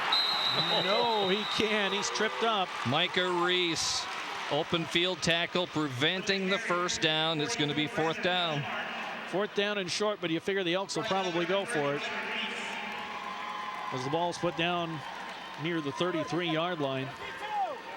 just outside the 32. So this will be 4th and less than a yard to go as you see Coach Lieberman signaling into the defense. Big play here. And then it will get noisy. Boy, this is a fantastic crowd we have here at the Dakota Dome for this first session. This place is pretty doggone full. You would think Ponto would get it here. Number 72, he's the big horse. Instead, DeZeo squirts ahead, gets to the 30. First down, Elkton.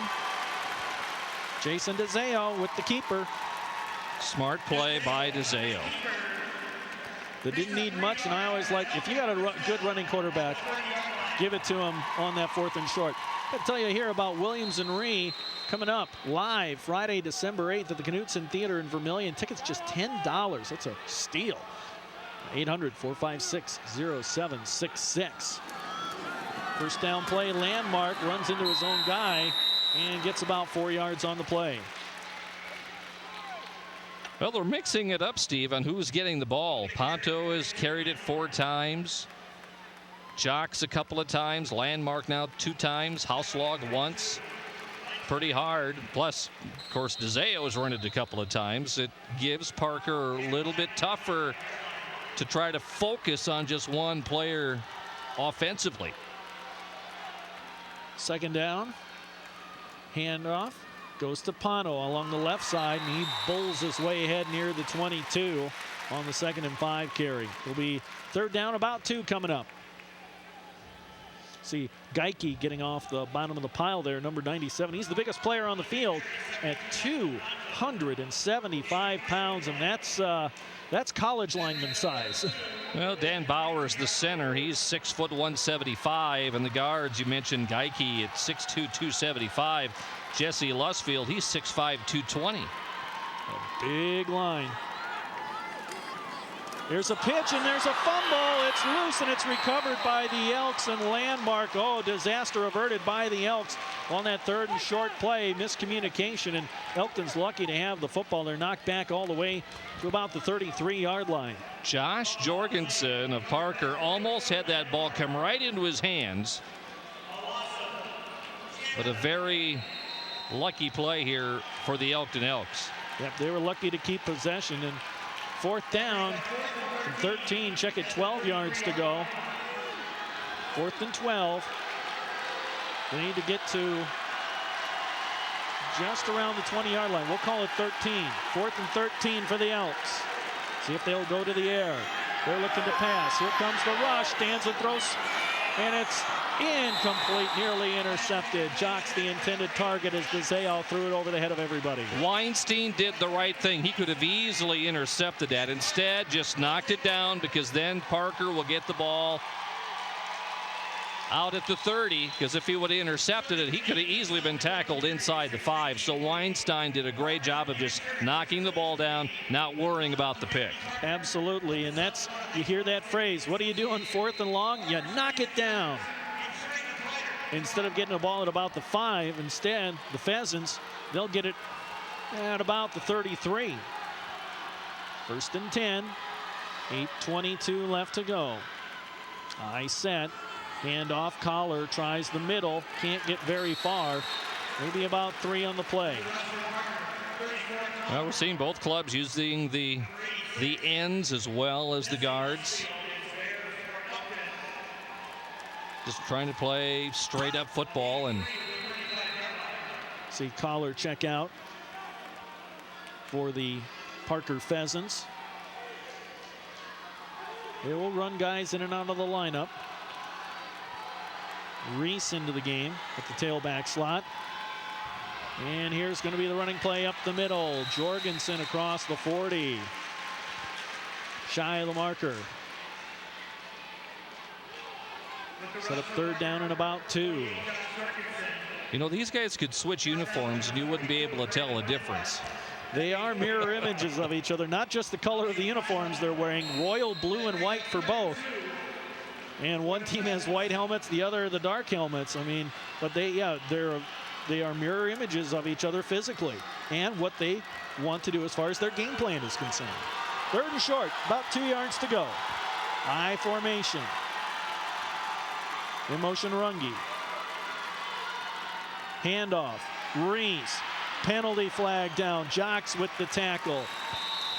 And this one may come back. Yeah, this is going to go against Parker on the hold. First penalty of the game. This will go against Parker, and Elkton, yeah, they'll move it back. 10 yards from the spot of the infraction, which was the line of scrimmage. So Elkton, no doubt, will back them up. Weinstein is yet to throw a pass in the ball game. Meanwhile, Elkton, DeZeo, he's 2 for 3 passing, but again, Weinstein has yet to throw. On the offense, 10-yard penalty from the spot of the foul. Replay, third down. 3rd and 13, and the Pheasants may have to put it up here. In the call from our referee, Tim Weber out of Aberdeen. Blitz coming. Weinstein has to scramble, trying to dance away from tacklers. He does. He's got the first down and more across midfield. Looking to juke and jive his way down the sideline. He'll be knocked out inside the 20.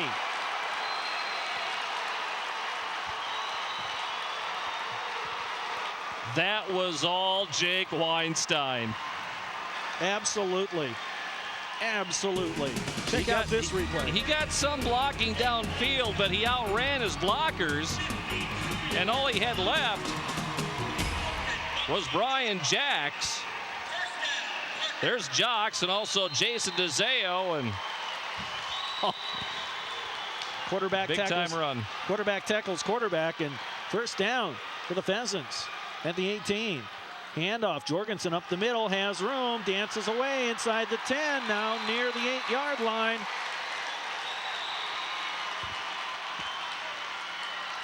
And that should be enough for a first down. We'll look to the sidelines. First down, 1st and goal to go for the Pheasants. Parker, 1st and goal at the 7. 6:25 left until intermission. They're down by a couple, trying to get the lead back. Nice shot there of head coach Bill Lieberman. Parker went 7-4 last year. Option play to Weinstein. Can he get the corner? Yes, he can. Touchdown, Parker Pheasants.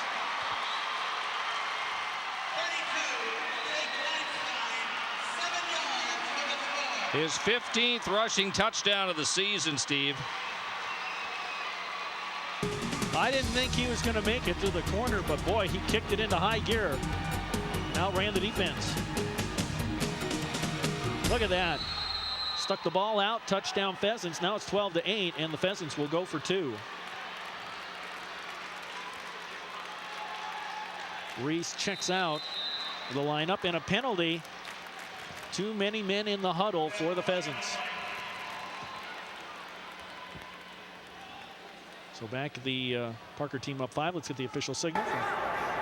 Dead ball, substitution infraction on the offense. 5-yard penalty. Play the try. 10 in the huddle. Can't have that.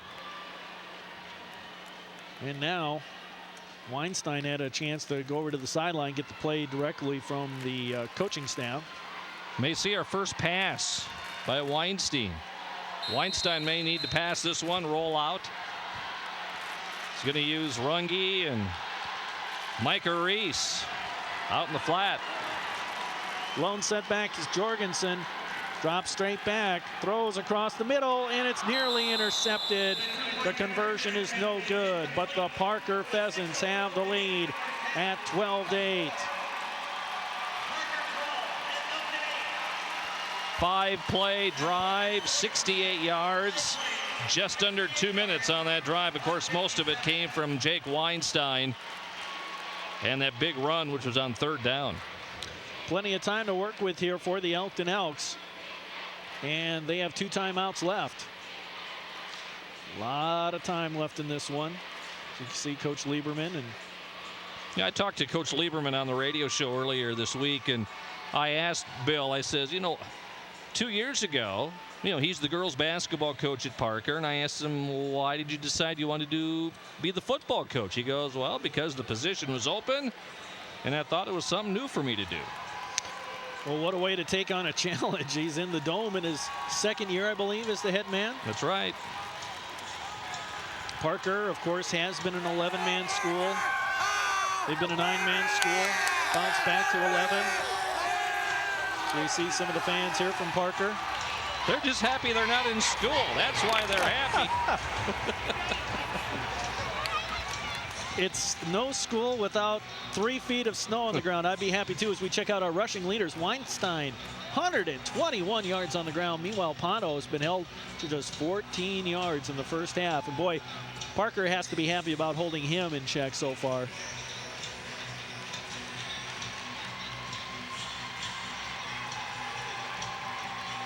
Weinstein will set the kick off. Squib kick down the middle of the field. Jocks will pick it up. No, a man in front of him. It's Massey. He's got the sideline. Oh, penalty flag down. There's 2 flags down, Steve. One back at the 30 and one back at the 40. We may have infractions on both clubs here. We may have block in the back. One is block in the back, and the other one is block. Oh, both of them are block in the back. So this one will be coming back.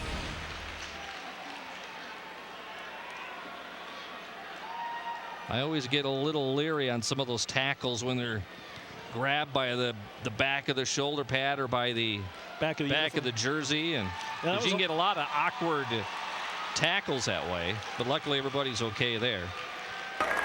There are 2 fouls on the play. Block in the back on the return team.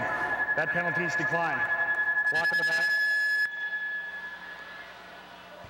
Both block in the back penalties. The first one declined. The one they're taking is the one that happened furthest back at the 30. So it's 10 yards from the spot of the foul. There was one at the 30 and one at the 40. They declined the one at the 40, and they'll take the spot of the foul from the 30 from the block in the back.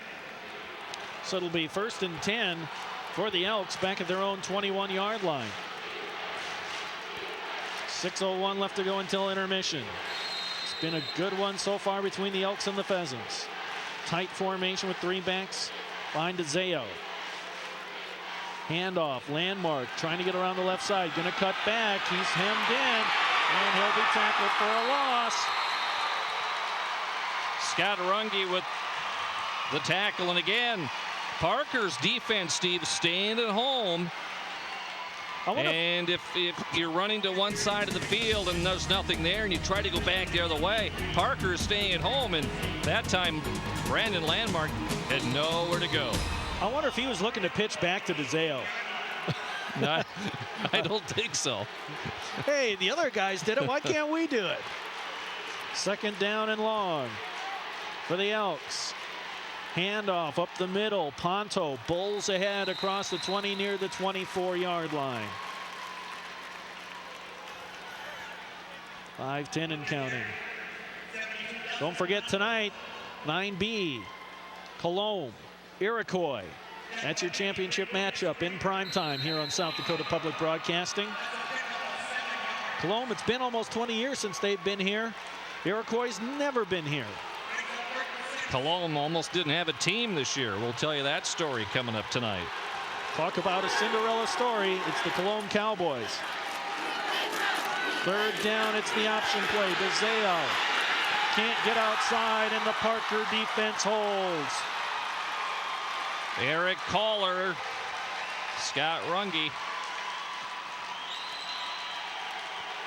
So 4th and long coming up, and we'll have a punting situation for the Elks.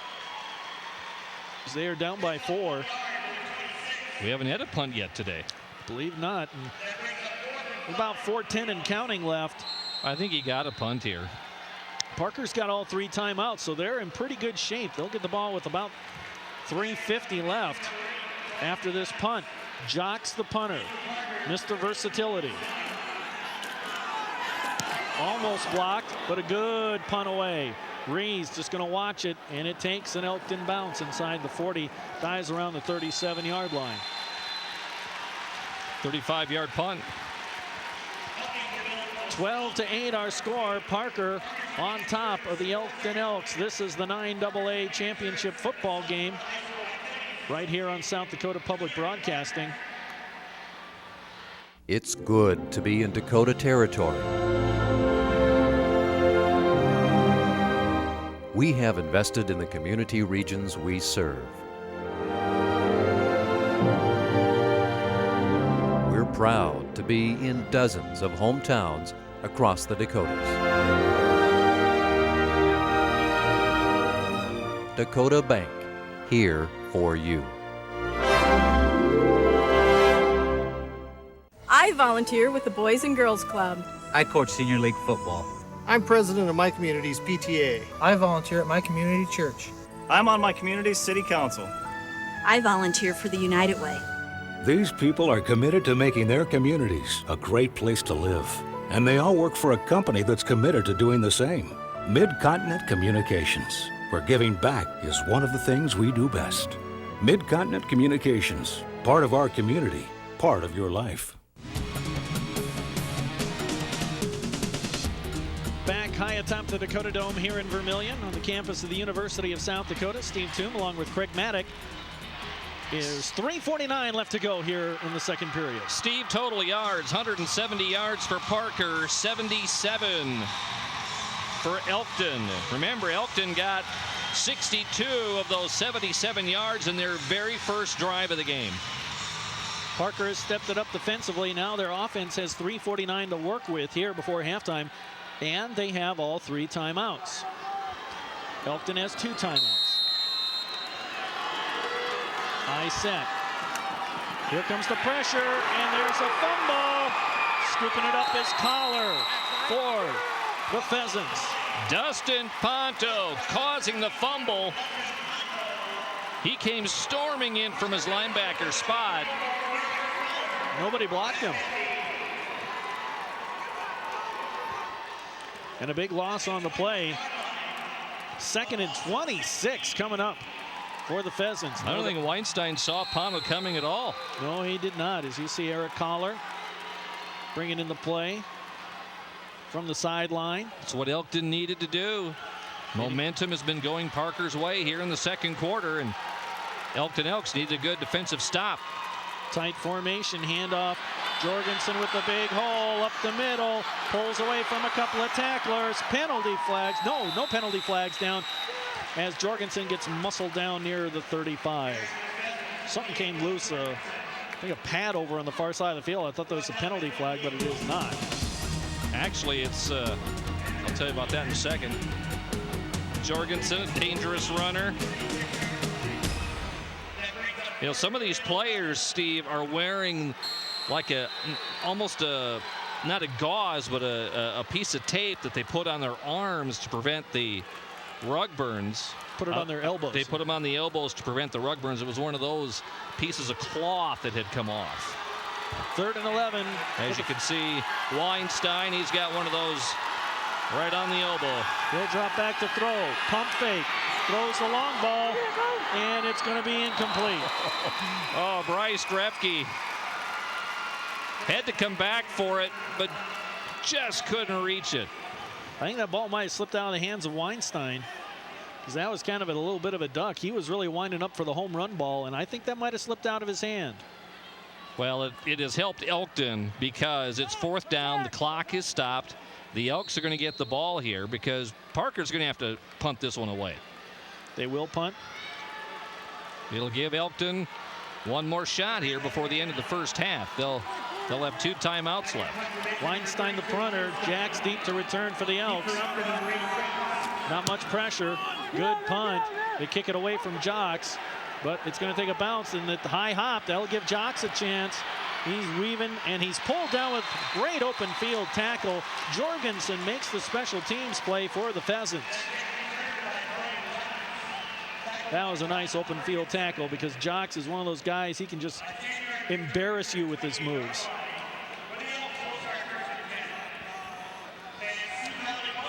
And don't forget, coming up later on tonight, or later on Saturday night on the 11th, the Best of Jazz Fest, Shamika Copeland one of the artists at Jazz Fest. Will feature her performance, an entire hour of it Saturday night, 10 Central, 9 Mountain, South Dakota Public Broadcasting.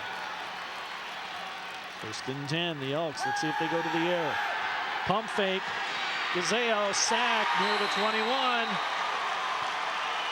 Nobody was open. He was trying to go to Jocks, and he was double covered. Corey Boese with the sack. His 3rd sack of the season. Watch a couple pump fakes. Elks only had 2 players out.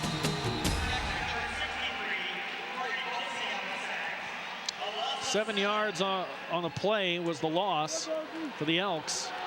2nd and 17, minute 15 and counting. Shot there of Parker coach Bill Lieberman. Receivers either side. They split Pano out to the left. Handoff on the end around to Jocks, trapped in the backfield. Not going to get away.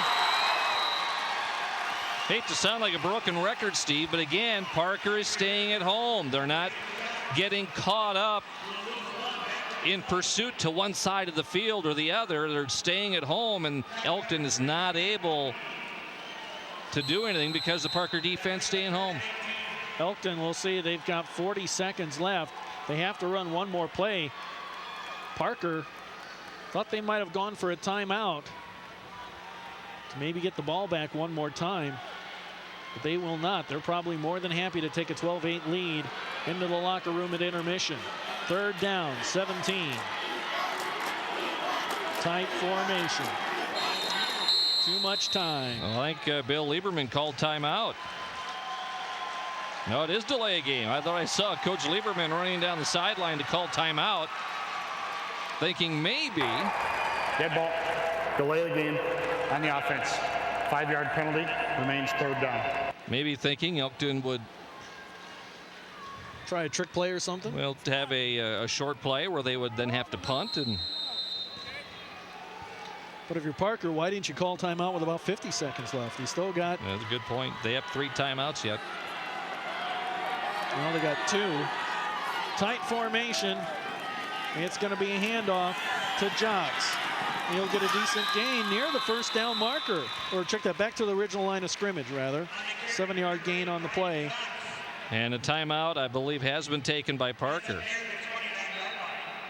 So the yes. Clock wind down to 3.9 seconds. Please put 8 seconds back on the clock. Timeout, Parker. That's Parker's first timeout of the half, and it will force Elkton to go ahead and punt. Now, if you're Parker, do you go for the jailbreak block? You throw everybody at him, try to block it, scoop it up, and get a touchdown that way? No, I think you set it up. Weinstein for the return? Yep. And who knows, maybe if it's a short enough punt, you call a fair catch and you still get one more play before the half. Coming up on Monday, December 4th on South Dakota Public Broadcasting, a program you don't want to miss. 100 yards, 100 years, a century of high school football in South Dakota. You'll talk to the movers and shakers, the great coaches and players, and to those who set up this playoff system. It came about in 1981.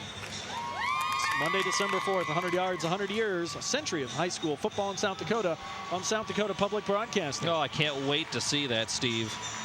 25 years now we've had high school football playoffs in South Dakota. Has it been that long?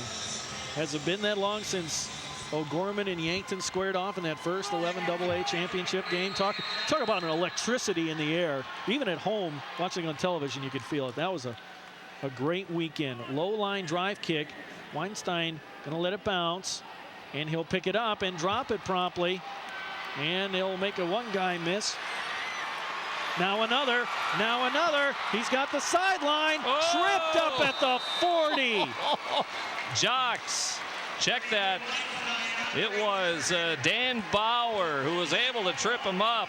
Otherwise, he would have been going a lot further. A unique punt return. Weinstein picked it up, made Pano miss, outran another guy, got a block. Now Bauer, he got blocked there, and look at there, he stays with the play. and just got an ankle. 35-yard return. Not enough, but the Pheasants lead here at halftime. Your score 12-8. Pheasants over the Elks of the 9A championship football game. We'll send it down to the sidelines here.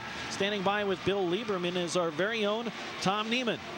All right, Bill, you knew exactly what you were doing, calling that timeout, getting Weinstein a chance. He's got a chance every time to break it, doesn't he? Yeah, he does. He's got a lot of athletic ability. That's no secret. I was actually not thinking that. I thought maybe they'd have a bad snap or something like that. But, yeah, the boys are playing hard, that's for sure. So, other than that first when they threw it around a couple times, they haven't gained a lot of yards on you. What are you doing defensively?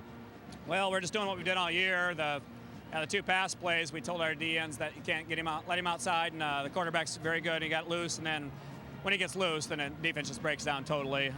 Hopefully we can keep it up defensively in the second half. I know they're a very powerful team, and they can play a lot better offensively than they're doing. But probably so can you. It's just going to be your power against their power in the second half? Right, yeah. We don't think we're doing a very good job yet of getting those the blocking schemes. Their defense is throwing us for loops a little bit. They're switching back and forth, but we're pretty confident we can get Jorgensen going up the middle, and once that starts happening, then everybody else kind of frees up too. All right, thanks, Bill. Appreciate it. Parker up here at the half on Elkton, 12-8, and we're back to the Dome in Vermilion after this on South Dakota Public Broadcasting. The 2006 South Dakota High School Football Championships are funded in part through your membership in the Friends of South Dakota Public Broadcasting, by Wellmark Blue Cross Blue Shield of South Dakota, and by Sioux Valley Clinics. Well, that's it, Mom. I hope it all fits in my dorm room. And to my wife, for 20 wonderful years. Why don't you do the charity walkathon with me, Mom? No matter how life changes, Wellmark Blue Cross and Blue Shield is there, giving you a number of ways to take charge of your health so you can meet life's events with confidence, like more plans to fit your needs now and in the future, along with hassle-free service. Wellmark Blue Cross and Blue Shield. The difference is blue.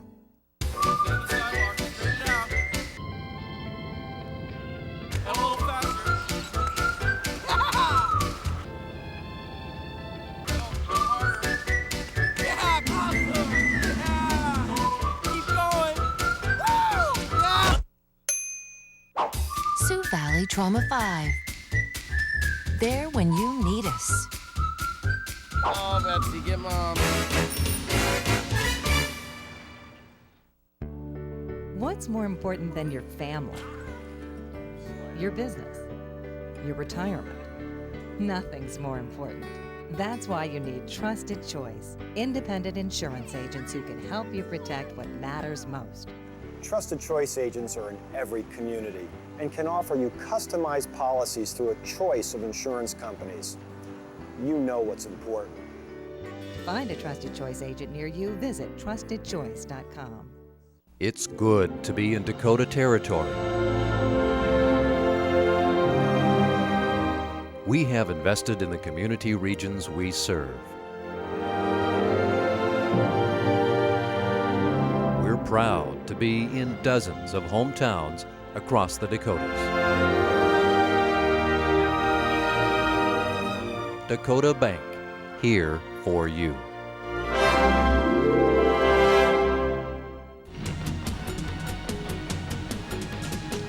It's halftime here at the Dakota Dome of the 9AA championship game. Parker on top of Elkton, 12-8, our second game of the day here at the Dakota Dome. Scotland beat Gettysburg 20-16 earlier in our 9A contest. 2 games, and so far 2 great games. When you look at this ball game between Parker and Elkton, I think the tide has turned to Parker right now. I think they came out, they were behind right away, 8-0, but have scored 12 straight points. But I think defensively, Parker has been able to adjust to Elkton more than what Elkton has been able to do to Parker here from the second quarter. The stats tell the tale there. Parker, all their yards on the ground with 169, 48 passing yards for the Elks, just 34 on the ground. Time of possession relatively even, but that big turnover by Parker early on set up the Elkton touchdown, their only score of the game. By the way, Elkton 24 offensive plays, Parker 21. I mean, we're seeing a lot of even statistics on that offensive end, but right now when you look at turnovers, only 1 turnover That did result in an Elkton score, the very first score of the ball game, when they went 10 plays, 62 yards. So when you look at total yardage for Elkton, 82 yards in the first half, 62 of that was on their very first drive. Yep, the Parker defense has stepped up since that first drive, and they've really stopped Elkton in their tracks. Weinstein, the leading ground gainer in the game, 9 rushes, 106 yards. Of course, he had that 52-yard run earlier here in this 9AA championship game. You look at the Corsica Stickney combined bands. 21 yards on the ground for Pano and also for Jocks. They're the leading ground gainers for the Elks here in this first half of play. And here's some of the highlights from the first half. Parker, their first trip here to the Dome. Also, you could say the same thing for the Elkton Elks. And here's Eric Collar early in the game, busting through the defense. And here was that fumble where Jocks recovered for the Elks. And then the rollout here. DeZeo couldn't go anywhere. Runge defensively. DeZeo throws over the middle. Found Jocks. Broke a tackle. Lunges ahead. Touchdown. 2 for 3 passing in that first drive by Elkton, but that has been it. And when you look at Parker, they've only thrown 1 pass, and that was on a 2-point conversion. Otherwise, it's been all running, and a lot of it from that guy right there, Mr. Weinstein. And here's Jorgensen. Whoops, back to the quarterback. That sure looked now like it may have been a design play there, Steve. Little razzle-dazzle playground football there. And later, Jorgensen crashes in from the 1-yard line. But Parker was still down by 2. They missed the extra point. Then Weinstein, look at this run. Most exciting run of the first half. This one went for 52 yards, and he's trying to get away from DeZeo, who collars him down. But later, it would be Weinstein running around the left end, just outraced everybody to the corner. Again, Parker misses the 2-point conversion, and they lead 12-8 here at intermission. Elkton, we mentioned, they had a 10-play, 62-yard drive. Parker's drive, their first touchdown drive, 7 plays, 65 yards. Their second one was 5 plays for 68 yards. We'll take a break. Be back with more from the 9AA Football Championship right here on South Dakota Public Broadcasting.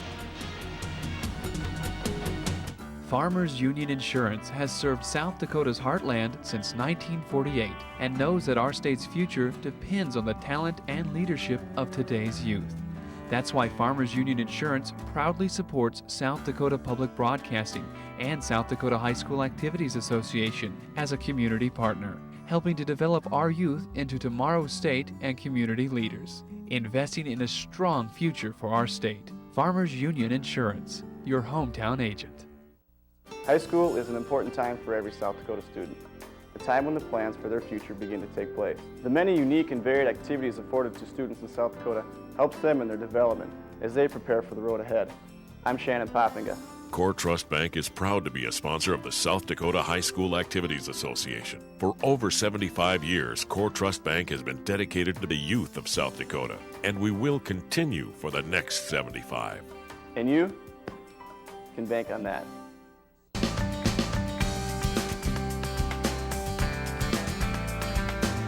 My wife and I have lived in Aberdeen for 6 years now. Aberdeen just grew on us, and we love it here and hope to stay here forever. I don't think there's another place in the United States that you could get this quality of life. Friendly people, a great place to have a family and raise kids. Life's good in Aberdeen. Hi, I'm Ken Burns, and now for something completely different. Monty Python is back where it belongs, on the PBS. Holy Bernard, wake up! I don't like spam! Your favorite Brits. Oh no! Nobody expects the Spanish Inquisition! Wink, wink, nudge, nudge, say no more. And their classic bits. I'm a lumberjack and I'm okay. On Monty Python's Flying Circus. Saturday at 11, 10 Mountain. Welcome back to the Dakota Dome in Vermillion, halftime of the 9A championship game between the Parker Pheasants and the Elkton Elks. 12-8 our score, Parker on top. And throughout the year, we've had some high school media classes across the state put together some project for us, and I'd like to show one to you. This put together by the media class at Sioux Falls Lincoln High School.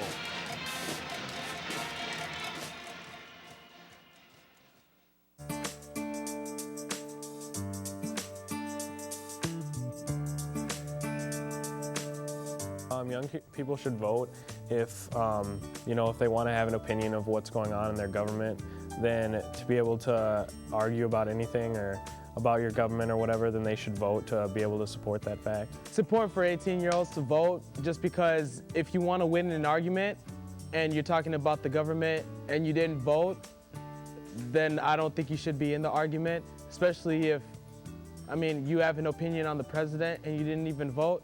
So how do you know that that president or the president that you wanted to win could have done a lot better job than the current president? I think it's important for 18-year-olds to vote because they have a say too in what turns out in the elections, and I think they have just as much important role as the adults that vote.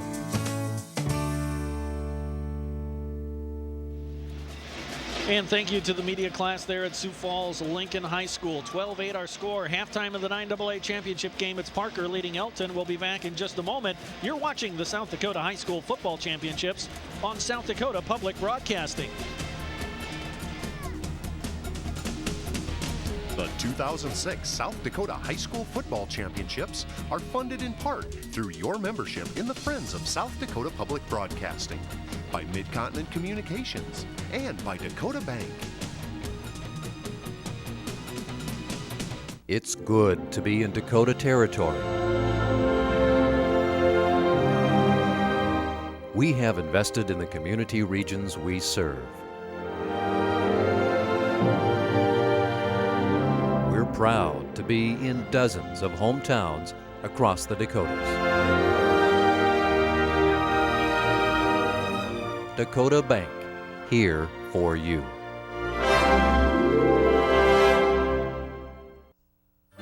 No matter where you go across the Dakotas, you'll find a sense of spirit, a sense of belonging.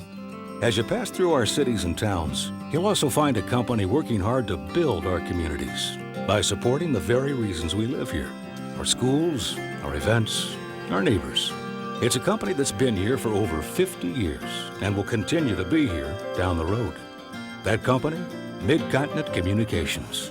Part of our community, part of your life. We're your friends and your neighbors. We're a part of your communities. That's why your local Touchstone Energy Cooperatives are proud to be a sponsor of South Dakota High School activities. When we shine as one.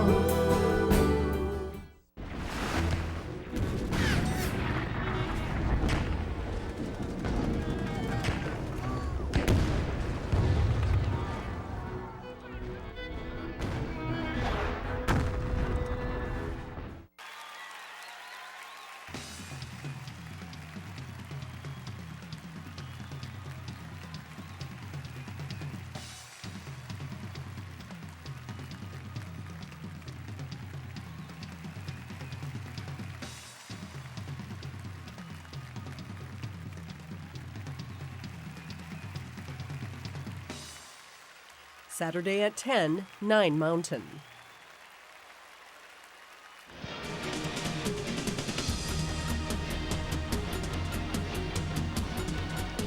Back at the Dome halftime, and Parker leads Elkton here. We're going to chat with Elkton head coach Tal Farnham, and I wouldn't punt the ball to that Weinstein kid anymore. He's tough. There's no doubt. We got to contain him and stop him, and we got to make somebody else beat us besides him. He's definitely a threat when he gets in the open field. You guys came out and passed a little bit, had some success. Jason had all kinds of time. Brian was getting open, but what happened after that? Well, the thing is they start putting a lot of guys in the box, and we're trying to run it. We can smash mouth that. I think our backs are just trying to create too much instead of follow their blockers and make things happen. Then the play action is going to be there.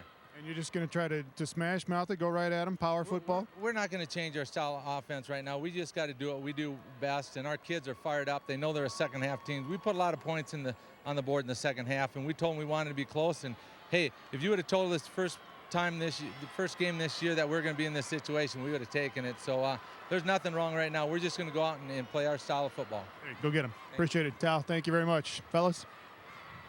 Hey, Tom, thank you very much. Tal Farnham, head coach for the Elks, his team down by 4 here at intermission. I like what he said. You're only down one score. Yeah. You're only down one score. I wouldn't change a thing. I like what he says. Offensively, continue to do what got you here. And defensively, yeah, they'll make a few changes. But offensively, I like what Tal Farnham said. Yeah, they need to find a way to get going here, but they will touch the football first here to start this third period of play. It'll be Elkton receiving a Parker kickoff. Don't forget, coming up later on tonight, 7 o'clock, we'll hit to the air, Central Time, 6 Mountain Time for the 9B Championship, as it will be the Cologne Cowboys taking on the Iroquois Chiefs. In fact, saw them sitting just to our lower left here at our perch in the Dakota Dome. They watched a part of the first half here this afternoon. Yep, and they haven't been, Cologne hasn't been here since 1988. Iroquois never been here. So the 9B Championship will be decided tonight in prime time, 7 Central, 6 Mountain Time. We'll start our pregame show. And talking about 9B, there were 4 unbeatens going into the playoffs, 1 in each region. Oh, don't forget to check out all the activities, stats, and all the high school activities at sdpb.org. 1 undefeated in each region for 9B. You thought Avon had a good chance, Harding County. But they're not here because of Cologne. In Cologne, they almost didn't have a football program to start with, and we'll share you that story coming up tonight with our broadcast with Cologne and Iroquois. But Cologne, yeah, they were here in 1981, the very first year of the South Dakota High School football playoffs. And that was a 6-0 9B game, and we haven't had anything close to that low scoring in a 9B championship game since. It has been generally a track meet when those 9B teams get on the field here at the Dakota Dome. Avon, we're the defending champions. They've been here the last 4 years in a row, won 3 titles, but they're not here. Neither's West Central in 11A. What? They were, yeah, believe it or not. Oh, we got to mention here the coaches had. Craig, you got a great story on this here. Well, right there on, as you can see, Tal Farnham, he's got Emmett on his hat there, and that's for Emmett Keel. He was a great supporter of Elkton activities, and he was a great friend of the coaching staff at Elkton, and was killed this past year while on duty as a volunteer fireman. One of those almost a fluke type accident. And so today, Tal Farnham, in recognition of his buddy Emmett, he has put that on his cap, and certainly the team knows about Emmett Keel, and so a little remembrance for Emmett Keel and the Elkton Elks. Big cheer from the Elkton cheering section as they come out onto the field to receive the upcoming kickoff. Boy, a lot of fans here for this session. We haven't seen official attendance figures, but I got to figure Wayne Kearney and the High School Activities Association is pretty doggone pleased after this first session. First, we have the 11B and the 11A championship tomorrow. Here on South Dakota Public Broadcasting, we'll see Aberdeen Roncalli try to defend its championship in Class 11B, a team that hasn't even been scored upon this year. St. Thomas More, their 3rd straight trip to the Dome. That was the championship last year. The Cavaliers versus the Cavaliers in 11B, and then it's Canton versus Del Rapids. That's the 11A championship, the 2nd game tomorrow night. Then Saturday night, it's O'Gorman or Roosevelt for the AA championship in 11-man football. Weinstein set to kick off to Zao, the deep man. There you see Weinstein.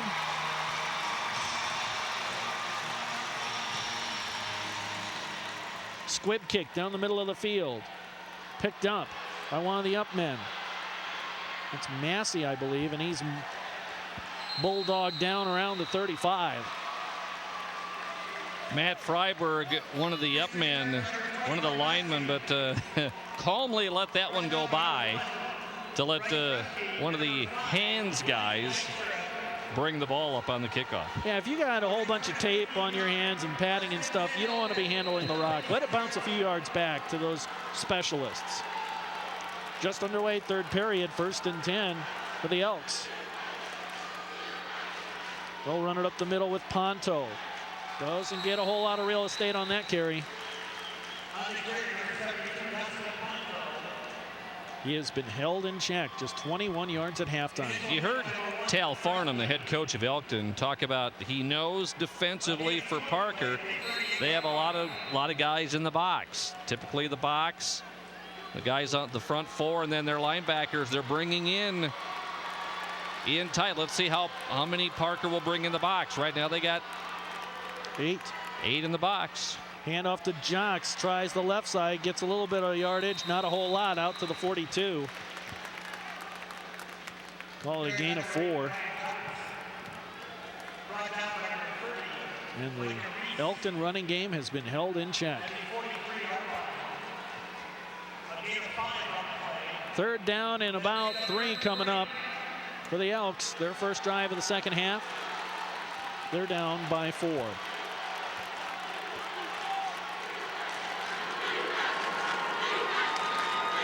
Handoff, Landmark. Oh, he's brought down shy of the marker at the 45. He didn't get there. It's going to be 4th down and about a half yard. Near midfield. Do you go for it if you're Elkton, or do you punt it away? Tal Farnham wanted to play smash mouth football. I would expect them to go for it here. What's interesting about 9-man football, you see the unique numbers. The fullback wears 58. The center wears 4 for Elkton. The running back wears 72. They're going to line up to punt with Jocks. Now remember, he's a dangerous runner. Weinstein not drifting back too far. Okay, now he backpedals. High snap, no pressure. Good punt. Well, that's a lot of respect for that Parker defense. Weinstein makes a man miss, gets a block. Houselog, he can't bring him down. Finally, Pano does. About the 34. And so Parker did what they had to do on the first possession, held the Elks to a 3 and out. Even though Elkton has only gained 20 yards of offense after their first drive of the game. Got to stay in the ball game. Don't get frustrated. You're still just 1 score out. Yeah, you're 1 busted tackle away from taking the lead in this contest. And Parker, they put it on the turf once. They'll bring it up 1st and 10 at their own 34. Handoff, fullback, Jorgensen, 1 yard if that. Take a look at the rushing leaders. Look at Weinstein, 106 yards. Jorgensen with 46. Well, Weinstein, 55 of those came on 1 run there in the second quarter. Jocks and Pano leading the way. 170 yards of total offense for the Parker Pheasants. 2nd and 9. Jorgensen straight ahead across the 40 to the 41. Conditioning may be a factor. Which team is in better shape? Because you're out there, it's warm. You've been used to playing in cold weather as we look at our tackle leaders for the respective teams. And you get hot and real thirsty out there. You wear down faster here in the Dome. These kids should have been starting to hydrate 2 days ago. You can't do it just today. To prepare to play indoors, you had to have started your hydration 2 days ago. Reese tries to get to the outside. Jocks is going to bring him down at the 45. No, minimal gain. No, he's got enough for a first down. He got enough for the first down, about a 5-yard gain on the play. In our first game today between the Battlers and Scotland, halfway through the 3rd quarter, happened to be on the sideline. There were a lot of tired kids. Because remember, these kids are going both ways. Good chunk of them. Normally in the 9A, you may see some more substitutions. Scotland, I think of all the 9-man teams here, had the most substitutions, guys they would bring in just to play offense and just to play defense. Pitch. Breeze. Nowhere. Massey with the tackle for the Elks. Nice open field tackle by Mark Massey, 5'10", 170, a junior. You got a lot of handful of juniors on this Elkton defense. Massey and Houselog. Glover's a junior. They have some good building blocks for next year, but they're not thinking of next year right now. They're thinking quarter and a half of football. That's what we've got left, 7:40 and counting. Up ahead, near midfield, on the handoff. Jorgensen gets to the 49. Got about 5. Right now, Parker's just letting their center and their guards do all the work. Open some holes. Lucas Kramer, 6 foot 250. The guards, Corey Bosey, he's 6'6", 265. And Nate Buckles, 6'1", 180. Movement. Oh, and Scott Runge, he knew right it. in front of everybody and on television, too. Prior to the snap, false start on the offense. 5-yard penalty. Remains 3rd down. Now, in high school ball, they don't announce the number. They just started doing it in college. Of course, they've done it in the pros for years. And Scott Runge's probably really glad that they didn't announce his number, though everybody knew he was the guilty man. Makes it now 3rd and 10. We'll see if Weinstein will pass. Only the 3rd penalty of the game for Parker. Handoff up the middle, Jorgensen, and he'll be close to the 1st down marker, maybe a bit shy. Depends on the spot. Boy, Jorgensen was just carrying. He carried Dustin Pano with him the whole 9 yards. And how tough is that to do? Because Pano is an all-state caliber player. Check out the replay. Getting a nice block. Well, they're trying to rip that football out.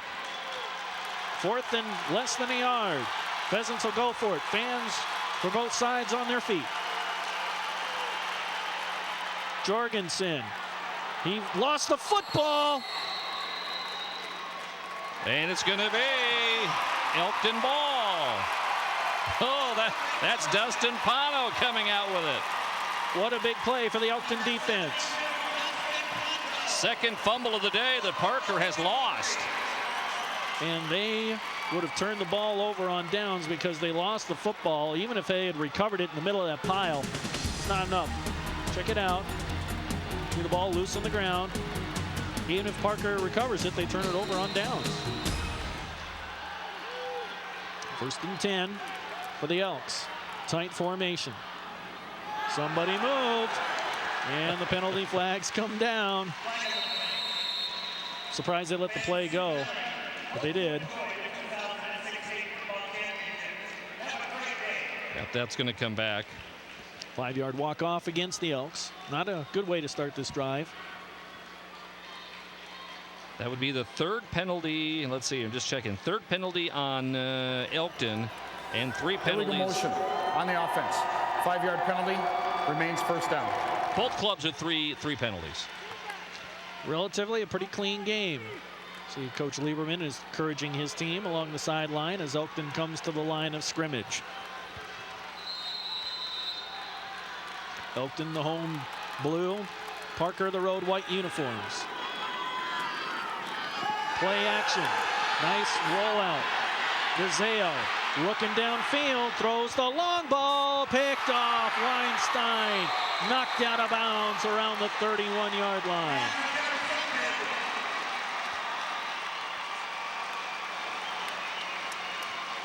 Alex Glover, one of the ends, was down about 30 yards. He was open a couple of times, but DeZeo just couldn't get it out there to him, and it's picked off, and it's time for a timeout. Yep, we'll take a break. This is the Class 9 AA championship game right here on South Dakota Public Broadcasting.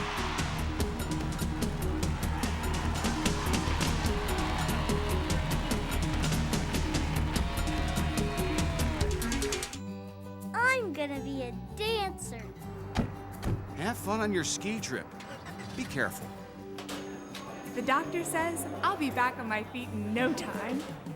No matter how life changes, Wellmark Blue Cross and Blue Shield is there, giving you a number of ways to take charge of your health with benefits that go beyond insurance, like the support of a dedicated team of care coordinators, and as always, hassle-free service. Wellmark Blue Cross and Blue Shield. The difference is blue.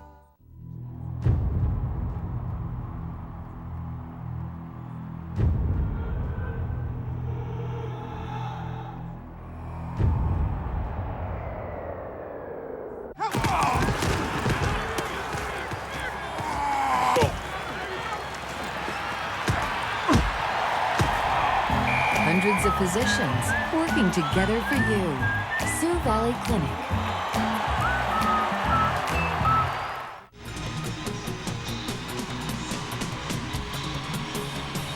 check out that replay. Here's the interception, the rollout. DeZeo got nobody open. Tried to go for the jump ball. Weinstein there to steal it away. And it'll be 1st and 10 for the Pheasants at their own 32.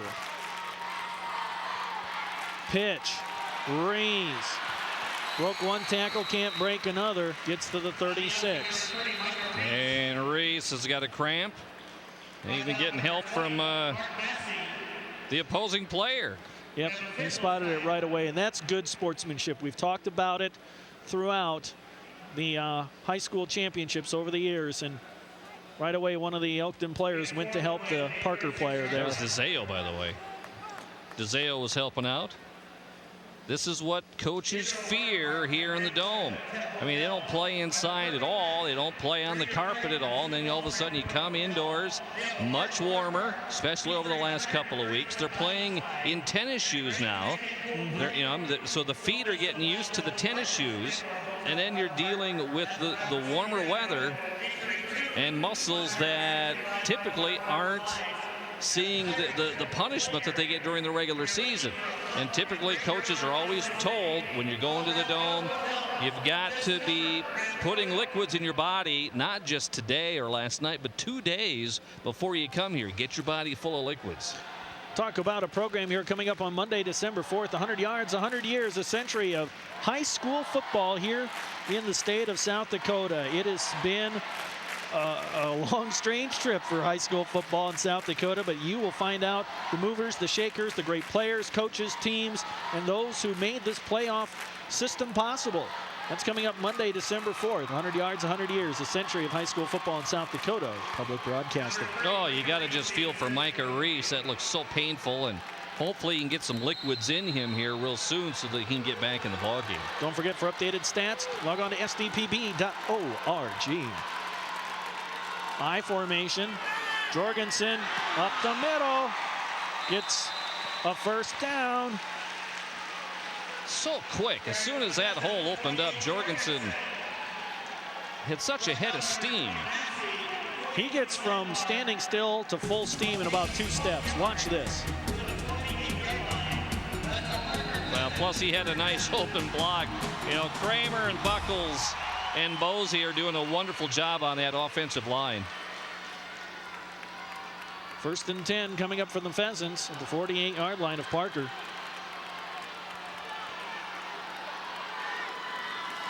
Weinstein wants to throw the deep ball. Intercepted. DeZeo at the 30. He's looking for some blockers. Starts running the wrong way and runs right into 2 Parker players. But they'll take it nonetheless. Back at the 35. Weinstein's first pass of the game, other than going for a 2-point conversion, threw it right to DeZeo. Well overthrown. And Jason DeZeo with his 11th interception of the season. Tell you what, we've had, let's see here. That would be the 3rd turnover by Parker. Elkton with 1 turnover. And still, it's a 1-possession ball game. Nobody has scored here in the second half. 5:03 left, 3rd period. Elkton with the ball, 1st and 10 at their own 34. Hand off to Landmark. Across the 40, spins ahead to the 41. Nice gain on 1st down. Give him 6. Total yards, 210 total yards for Parker. Meanwhile, Elkton, 91.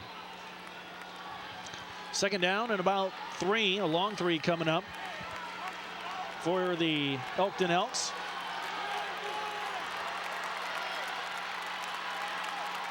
Close full house backfield. Some misdirection play to Massey. And he'll get a good gainer, about 2.5 yards shy of the marker. He'll be brought down. A little misdirection play. That's the first time we've seen that play.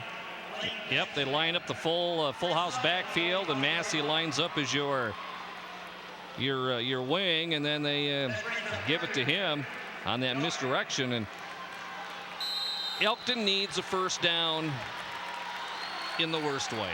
Figure Pano would be the ball carrier. Nope, yeah, he gets it. He'll get the first down, gain of 3 on the play. Move the chains for the Elks. That's only their 5th first down of the game. Their first here in the second half. Teams that are used to really running over teams in between the guards, in between the ends. When they get to the Dome, they find it's a different story. You just can't push guys downfield like you can during the regular season. Ponto, 8 carries, 27 yards. Jocks, 5 carries for 26. Jocks in the backfield on 1st and 10. He'll take the handoff, met behind the line, pulled down. Lucas Kramer with the tackle. Fans of Lou come from the Parker crowd. Lucas, 6 foot, 250. Shook off his block, and Jocks didn't have anywhere to go. Nope. He was trapped in the backfield. 2nd and 13 coming up for the Elks.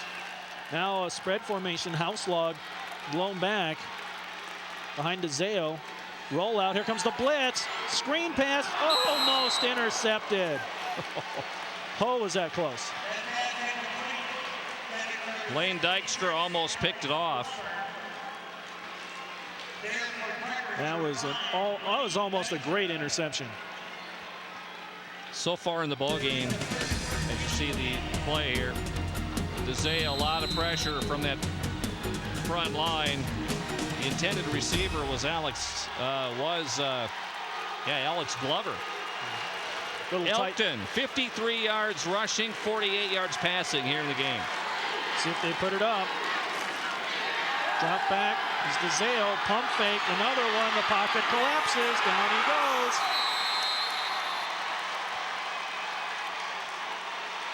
Parker had everybody covered. Elkton had 3 wide outs. Elkton had Brandon Landmark out there. DeZeo didn't have anywhere to throw. All 3 of his receivers were covered. All he could do was eat the ball. He waited a little too long to scramble. Had he taken off a second sooner, he might have been able to get some yardage. Instead, he takes the sack. Punting situation. Jocks, the punter, Weinstein.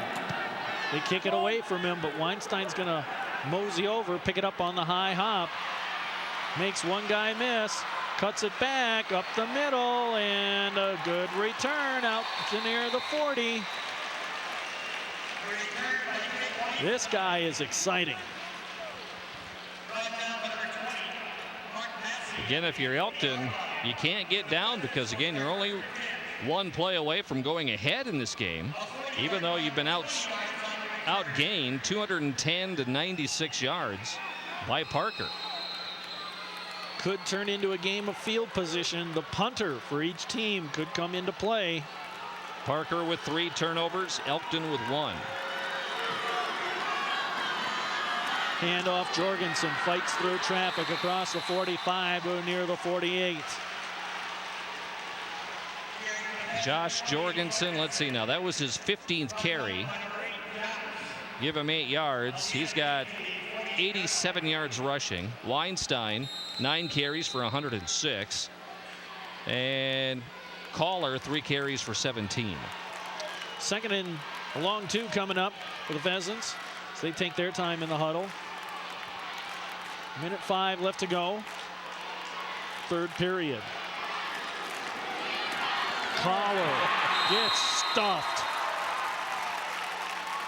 It was almost, he ran into Nate Buckles, his left guard, and stopped him more than Alex Glover from Elkton. Sets up a 3rd and 2. Long 2 coming up for the Parker Pheasants. Probably get one more playoff here in the 3rd period.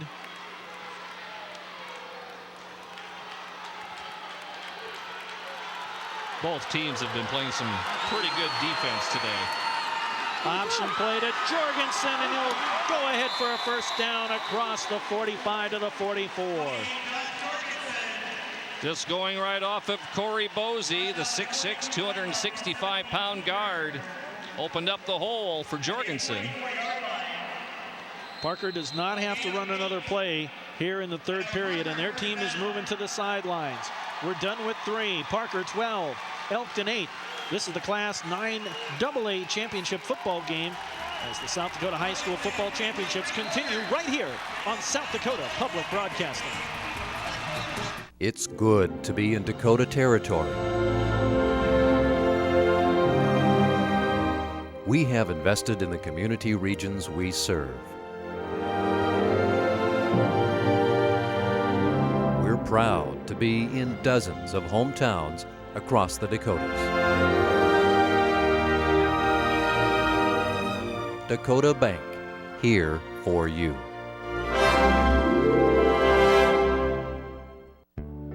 What's more important than your family? Your business? Your retirement? Nothing's more important.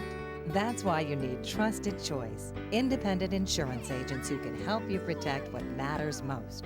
Trusted Choice agents are in every community and can offer you customized policies through a choice of insurance companies. You know what's important. To find a Trusted Choice agent near you, visit trustedchoice.com. Check out this replay. Jorgensen gets pulled down by his jersey by Brandon Landmark. Good enough for a first down. That's how we'll start. 1st and 10, Parker. Through 3 quarters. Parker, 226 yards of total offense, 96 for Elkton. Handoff to Collar up the middle. Eric Collar, the good gainer to the 30, inside the 30 to the 29. That's a gain of about 9 yards. Parker got here to this championship game beating Dubrook, then Marion Hurley, then Gregory for a second time. Was not an easy route for the Pheasants to get here. Elkton. Their toughest game was that 2-day affair with Stickney Mount Vernon early in the season. Jorgensen ahead for a first down. If you remember, they played on a Friday night. That one night we had a bunch of lightning in the area. A lot of games played Friday night, then resumed on Saturday. That was a 2-day ball game between Stickney Mount Vernon and Parker.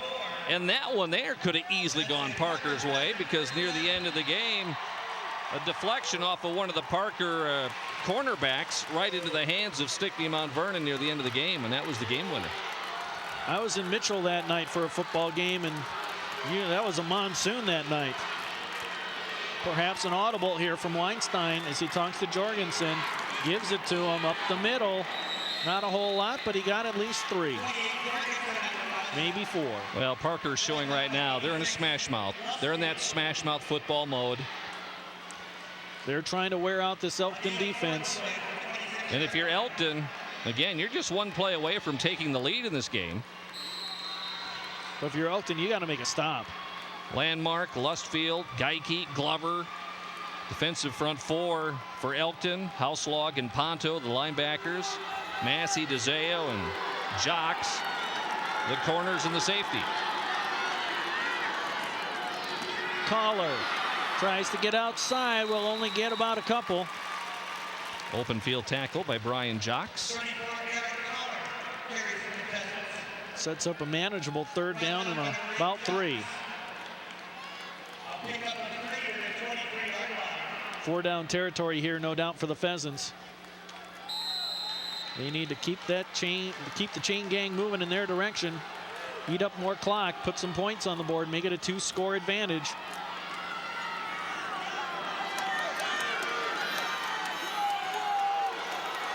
Weinstein brings them up, I formation. Jorgensen, he almost broke through. He's a hard man to bring down. He gets down to about the 16-yard line. That's a first down for the Parker Pheasants. Jorgensen he kept his feet moving. Just a strong runner.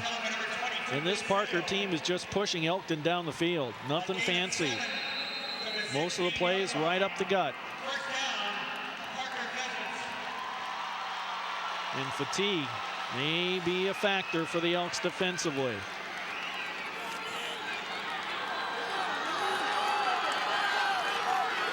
First down and 10. Tight formation. It's Jorgensen on the option. Gets a couple, maybe 3. That's all. So what Elkton has to do, they need to stop Parker. And what Parker's been able to do on first down, they've been able to get 4, 5, 6 yards. Makes it a lot more manageable on second and third down. But again, Parker's only thrown the ball twice. One of those was on a 2-point conversion, which failed, and the other pass was the interception by DeZeo. Second and 7. Weinstein on the keeper, gets to the 10. Shy of the marker by about 4 yards. Bring up third down for Parker. They are just grinding it out. And if they punch it in here, they will have a 2-touchdown lead. At least 10, maybe 12 points if they can get it in the end zone. Third down and about 4.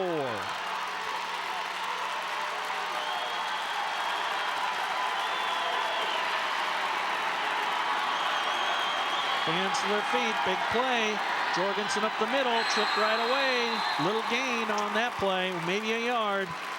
Fourth down. Number 28, Jorgensen with the carry. Parker not known for a whole lot of kicks. Barthel is their place kicker, number 13, but we've only seen him on kickoffs. And he's not out on the field now. 4th and 3 at the 9-yard line. Could be the season here for both teams.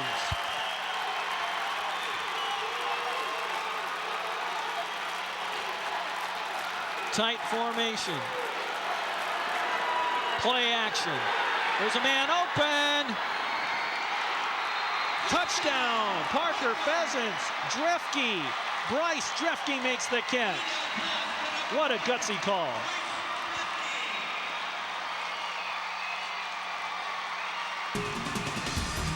Scott Runge and Bryce Drefke were both open in the end zone.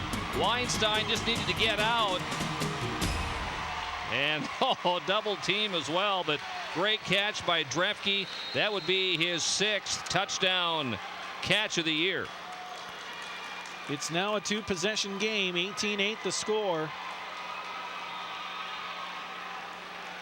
Even if they get the 2 points, it won't make it 3. It'll just make it tougher for the Elks.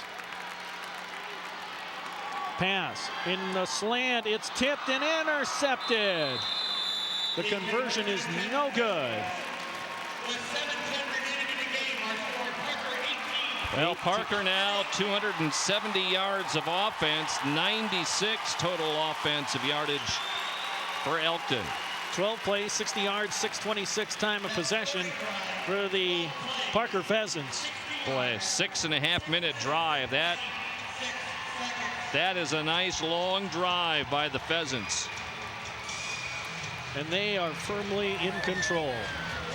Parker's 3 touchdown drives. One was 65 yards. The other one was 68 yards. Now this one, 60 yards. And of course, a lot of the stats that we're giving to you, we're able to get by going to sdpb.org. Yep. Best page on the internet.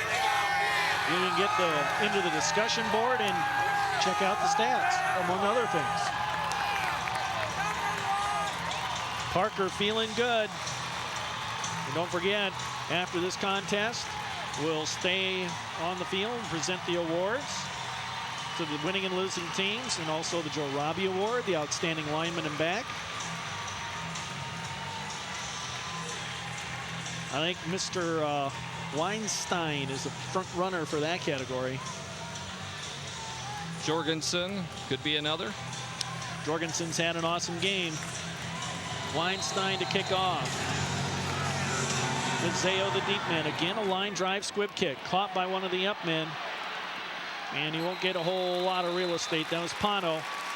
He did a great job. There's a lot of kids who will put a knee down trying to keep control of the ball. And, of course, in high school football, once your knee is down, the play is dead. So I liked what Pano did. He picked it up and went straight ahead. 7:03 left, fourth period. 10-point advantage for the Pheasants. Elkton running out of time. But they can score in a hurry. DeZeo to pass, swing out pass, caught by the big man Glover, but maybe a yard, maybe two on the play. First catch of the day for Alex Glover, 6'3", 225. 3-yard pickup is all. He's been open a couple of times. DeZeo has just not been able to get it to him. Second, about 7.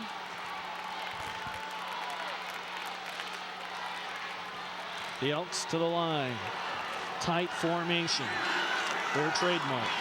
Handoff to Jocks. Just nowhere to go. Maybe a yard, maybe two. Micah Reese. Lucas Kramer. There on the stop. And perhaps some frustration being shown by the Elks there. They're just not getting those big runs that they're used to. They've been bottled up all game.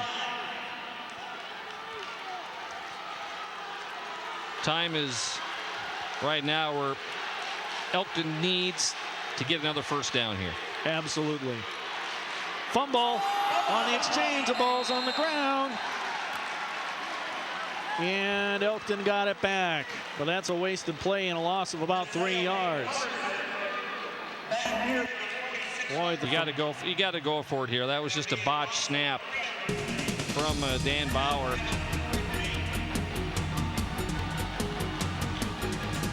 DeZeo keeping his head, covers up the ball. Elk's going to go for it here. Big play. DeZeo, one back behind him.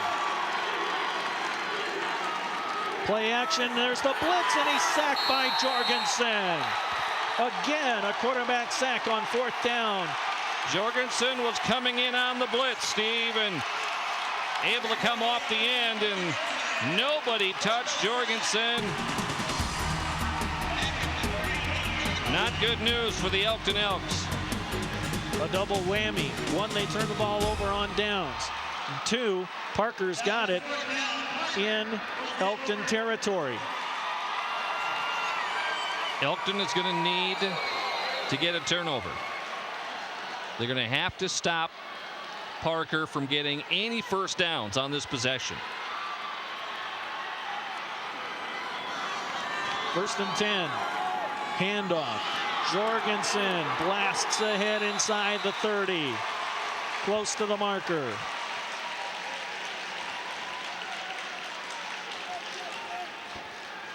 For Elkton, they are on the razor's edge here. Another score by the Pheasants will put this one out of reach.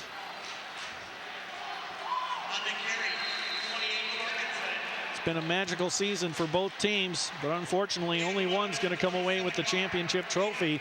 Right now it's Parker in the driver's seat. Josh Jorgensen with 22 carries in the ball game. The state record is 25. Well, that time it's Collar, and he doesn't go very far. No gain. Maybe lost a yard. Individual records, rushing attempts, 25 in a championship game. Chad Greenway did it with Stickney Mount Vernon back in 2000.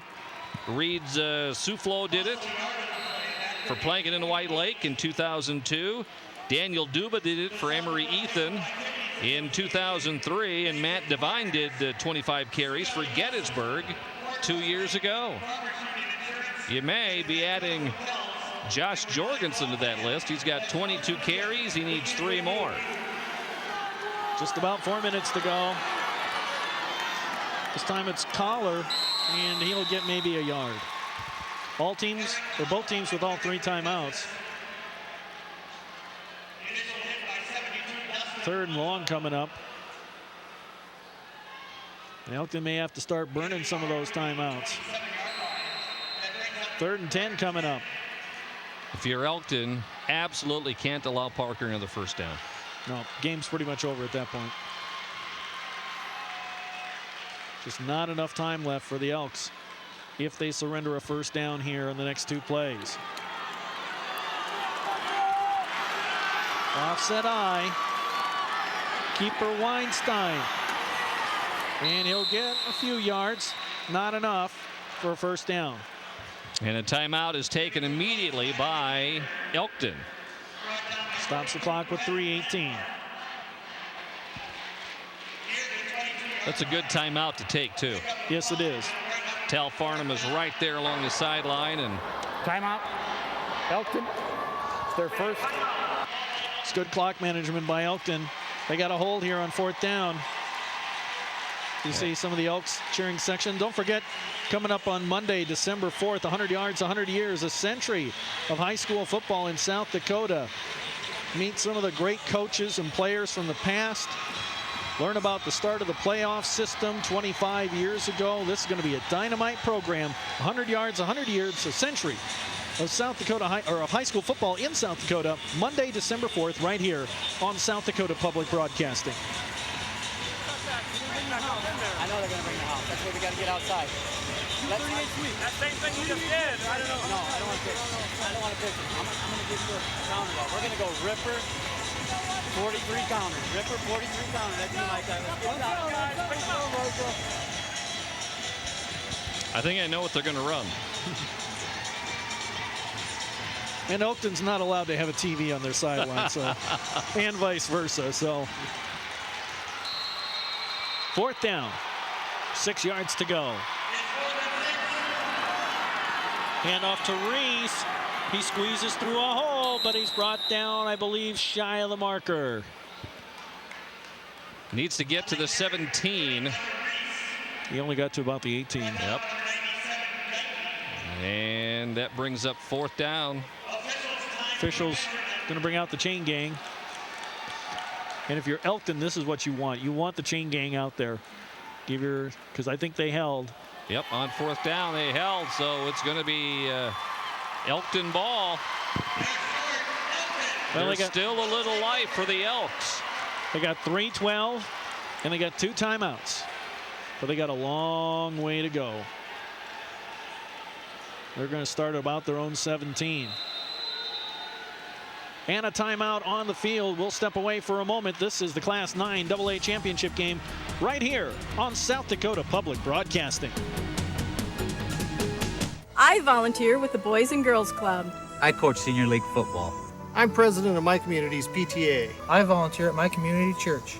I'm on my community's city council. I volunteer for the United Way. These people are committed to making their communities a great place to live. And they all work for a company that's committed to doing the same. Mid-Continent Communications, where giving back is one of the things we do best. Mid-Continent Communications, part of our community, part of your life. Farmers Union Insurance has served South Dakota's heartland since 1948 and knows that our state's future depends on the talent and leadership of today's youth.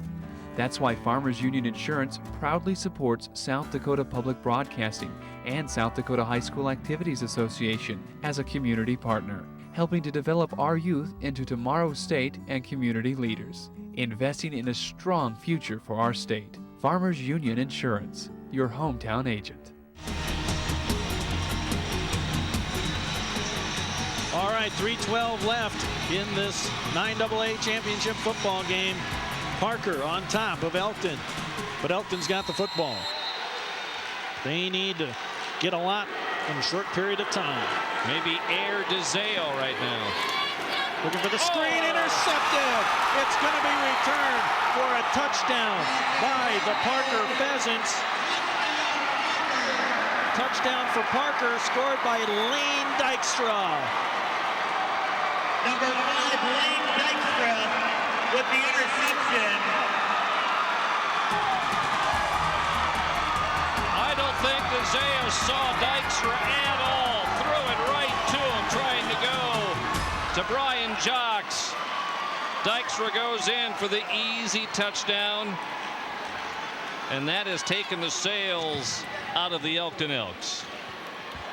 That may have been the final nail in the coffin of the Elkton Elks. A great season, but they are down 24-8 here in the Dome. 2-point conversion. Pitch goes to the outside, and it's good to Micah Reese. Make it 26-8.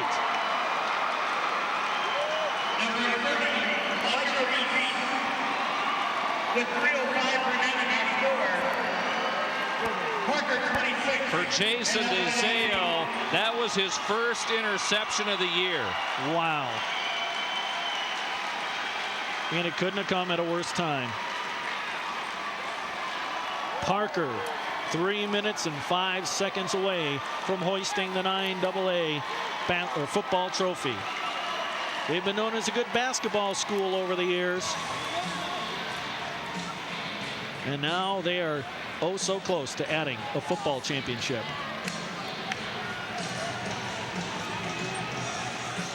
And Bill Lieberman has to be ecstatic on the sideline. We mentioned earlier we may be seeing him come March with the girls A-team. By the way, assistant coach Mike Jorgensen took a number of these current juniors and seniors to the Dome here when they played junior football in the Pee Wee division back in the when they were 3rd and 4th graders.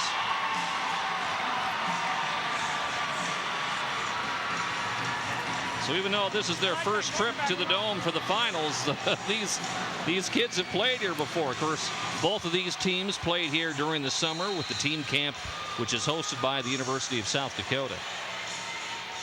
Squib kick bounces back to Massey near the 20, looking to cut it back. Slips a tackler, gets to the outside, has the sideline at midfield. Tackled around the 35, and there's still life in the Elks yet. Nice downfield block. Massey ran out of his shoe. He has to put it back on. Alex Glover. Nice block downfield. Stringing Massey to the outside. There's a block. Good run back. You see the man with only one shoe on. DeZeo, play action, rolls to his right, spins away, looking for some blockers. Brought down at the 38. Corey Boese on the sack. Well, I don't think the Parker crowd has sat down since the start of the 4th quarter. That whole crowd on their feet. They can taste it. 2:20 and counting. And the Elks in no hurry, as they come very slowly to the line of scrimmage. 2 minutes and counting. And the Elks, one back behind DeZeo. Drops back, looks for the stop and go. Here's the pressure. He throws it away. Incomplete. They're going to throw a flag on that. Intentional grounding? Yep.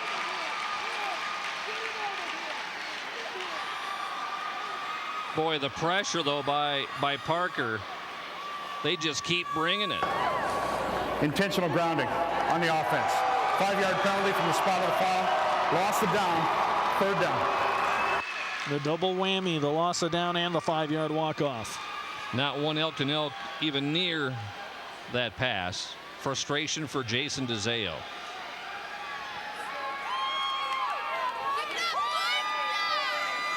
See one of the Parker fans there. Many thought maybe the Parker Pheasants would get to the volleyball tournament next week here on public TV, but they got beat by Wagner the other night. That's kind of a surprise because Parkston had a good team, or Parker rather. Pass downfield, incomplete. Jocks was there, heard footsteps from Micah Reese. Now bring up 4th down and long.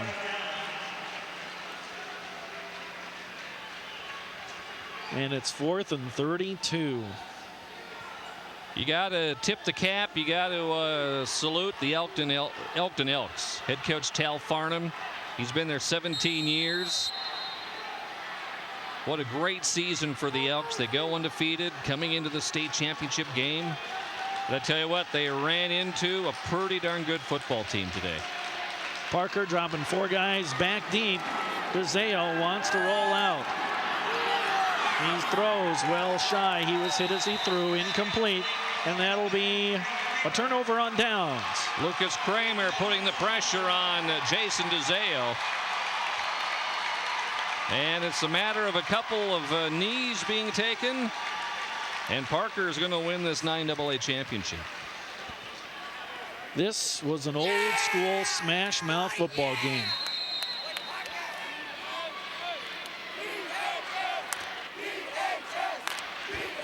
Don't forget, for updated stats, log on to sdpb.org.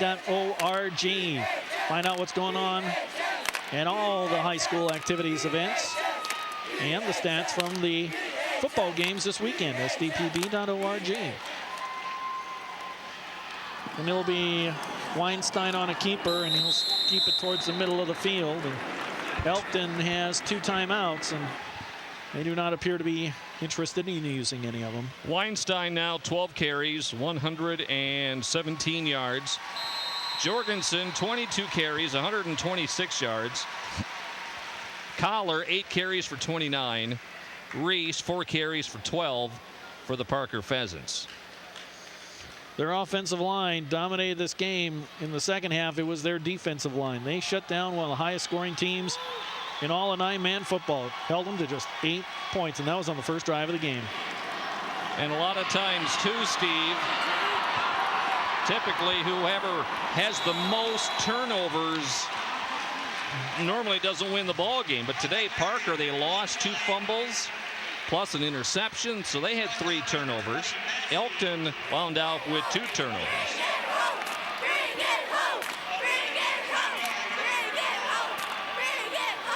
And the Parker Pheasants will indeed bring it home.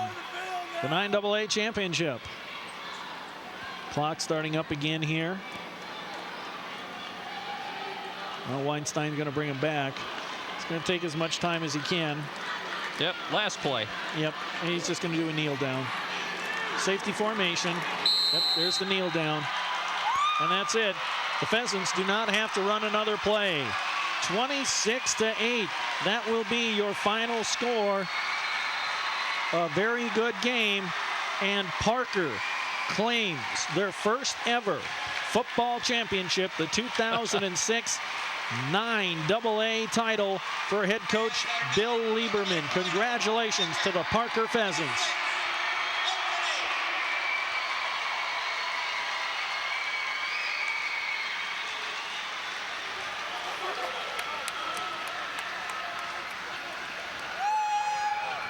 See the student section filing out. They'll get ready to swarm the team. We'll have the trophy presentation here in just a moment. 26-8, your final score. Parker on top of Elkton. Let's step away for a moment, take care of some business. This is the South Dakota High School Football Championships on South Dakota Public Broadcasting. The 2006 South Dakota High School Football Championships are funded in part through your membership in the Friends of South Dakota Public Broadcasting, by Mid-Continent Communications, and by Dakota Bank. Dad, you're going to be a grandpa. To Mike for 30 great years. So what are you going to do now? Take a trip to see those grandkids of ours. No matter how life changes, Wellmark Blue Cross and Blue Shield is there, giving you a number of ways to take charge of your health so you can focus on the moments that matter, with more doctors and hospitals across South Dakota and the world, and hassle-free service. Wellmark Blue Cross and Blue Shield. The difference is blue.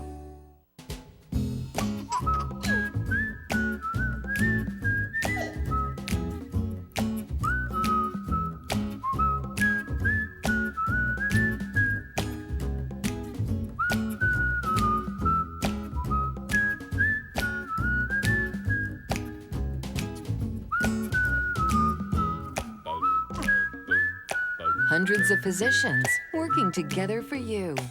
Sioux Valley Clinic. High school is an important time for every South Dakota student, a time when the plans for their future begin to take place. The many unique and varied activities afforded to students in South Dakota helps them in their development as they prepare for the road ahead. I'm Shannon Poppinga. Core Trust Bank is proud to be a sponsor of the South Dakota High School Activities Association. For over 75 years, Core Trust Bank has been dedicated to the youth of South Dakota, and we will continue for the next 75. And you can bank on that.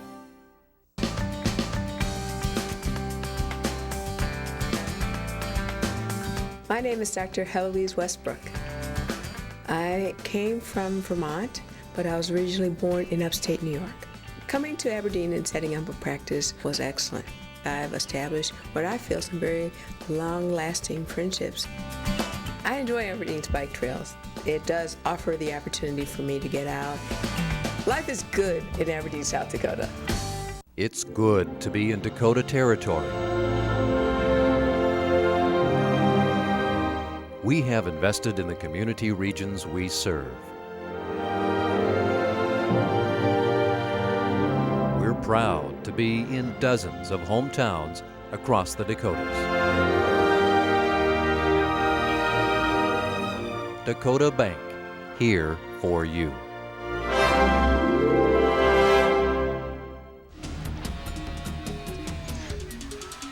(26-8), Parker wins the 9AA championship, their first ever football championship over the Elkton Elks.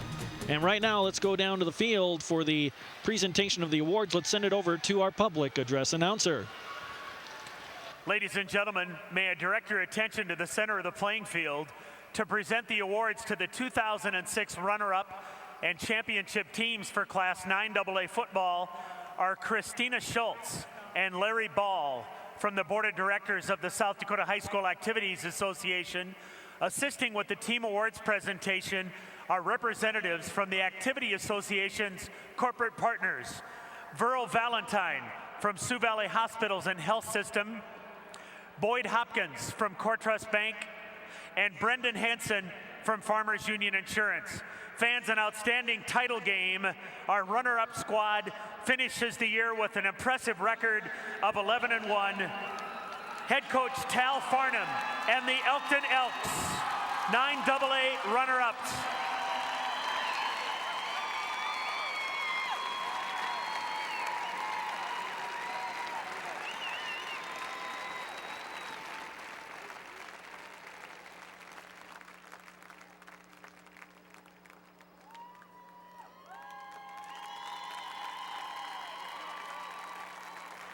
And the 2006 Class 9AA state champions, their first football title.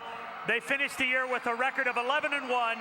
Head coach Bill Lieberman, the Parker Pheasants.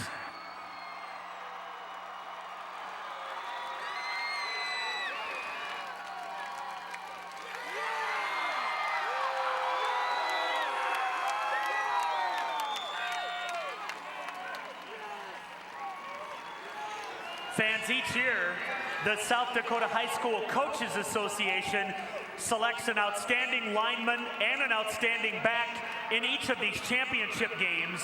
The coaches have selected Corey Bosey of Parker as the outstanding lineman, and they have selected Jake Weinstein of Parker as the outstanding back.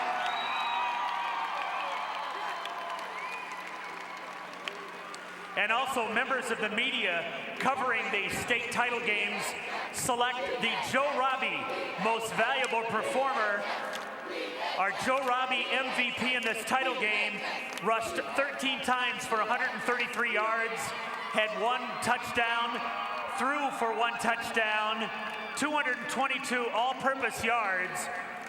Our Joe Robbie MVP from Parker, Jake Weinstein.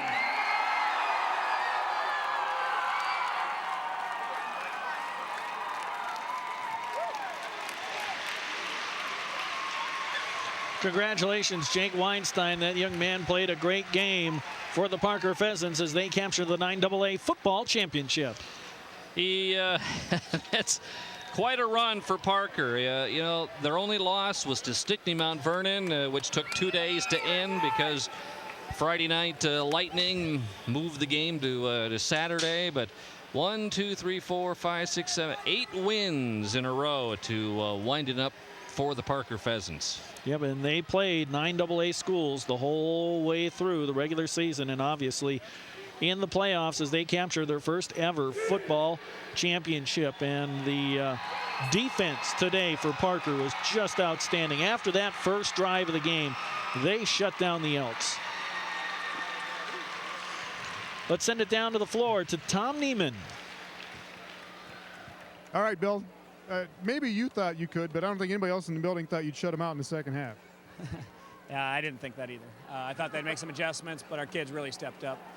We didn't make many adjustments at all defensively, just because I really didn't know what to adjust. But our kids really stepped up to pick off here at the end. That was Lane Dykstra just went from defensive end and stepped back, and I threw it right to him, and that's a big play there. And our offensive line really started opening up holes in the second half, and Jorgensen and Weinstein went nuts, you know, and just a great team effort. Linemen did a super job, and my assistant coaches deserve a lot of credit too. They played so dang well, and they coached these kids up for the last few years, and it's got us where we're at now.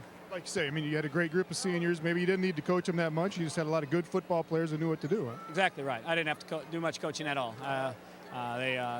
They're great football players. They're super kids. They work hard for us, and it just worked out good for us. Hats off to Elkton, had a great season, and they're super kids and a great coaching staff too. It just was kind of our turn this time, I guess. And you kind of took on the football job as a challenge, didn't you? It turned out pretty well, didn't it? Turned out all right. Yeah, they needed some stability is what the reason was, not a challenge. The coaches before that did a great job. It's just different circumstances, but we've had a lot of good coaches in the past, and they probably deserve this a lot more than I do. But it's been a lot of fun with the kids, and I appreciate that I'm part of it. Congratulations. Appreciate it. Thanks. All right, Bill Lieberman and Parker get it done here in the 9AA championship. We are going to grab Jake Weinstein, the most valuable player. Back up to you, though, guys. Tough race for that most valuable player. Jorgensen could have gotten the nod, but Weinstein just played a great game offensively. Defensively, had the interception. Tough to choose because Parker has pretty good balance. Weinstein also had a 52-yard run when the game was fairly close in the second quarter, and Parker needed a first down, and it was 3rd and long, and Weinstein goes for 52, and they eventually score on that drive. First downs, Parker, big advantage. Rushing yardage, big advantage for Parker. Well, the team rushing yards for Elkton, they averaged 285. They were held to 22. That's incredible. Well, and the deal, and we talked about it earlier, Elkton scored on its very first drive after Parker had fumbled the football. Elkton went 62 yards on that drive, and then you see total yards for Elkton only 73. So dominant defense for Parker. Let's see, Elkton they did lose 1 fumble, plus they had 1 interception as well. I checked that, 2 interceptions. One of those late in the ball game. But for the most part, Parker's defense was pretty stellar today. Absolutely. We'll step aside for a moment. This is the South Dakota High School Football Championships on South Dakota Public Broadcasting. The 2006 South Dakota High School Football Championships are funded in part through your membership in the Friends of South Dakota Public Broadcasting, by Mid-Continent Communications, and by Dakota Bank. It's good to be in Dakota territory. We have invested in the community regions we serve. We're proud to be in dozens of hometowns across the Dakotas. Dakota Bank, here for you.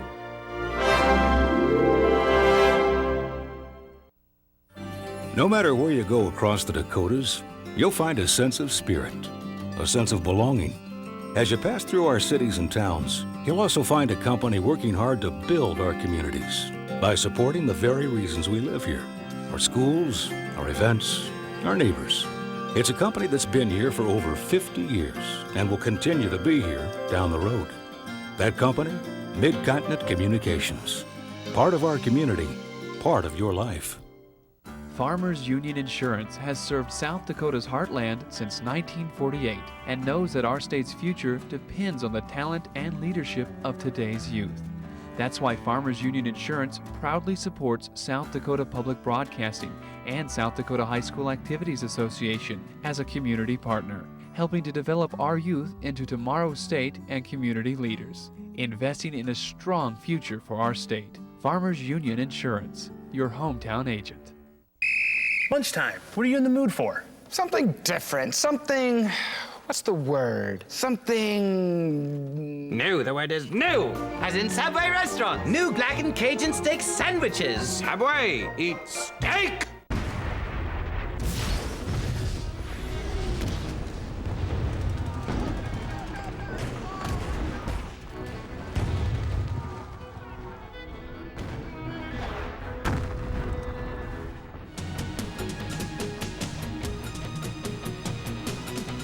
Back at the Dome, Parker has won the 9AA championship, and the most valuable player is Jake Weinstein, the senior quarterback for the Parker Pheasants, and congratulations first, bud. Thank you. It was well fought. They played hard and hung in there, and they kind of fell apart a little bit towards the end, but team-wise, we pulled together and just pulled it through. It was a couple strong teams. I mean, how brutal was it out there between you? It was pretty bad. They're big kids, and they're just out there hitting hard and stuff, but we're just a little bit quicker than them all around, so it helped us a lot. Talk about that punt return right at the end of the first half. What you want one more shot at that one? Yeah, it was kind of funny because Coach called a timeout, and I kind of yelled at him. I'm like, why? Let's just go to halftime.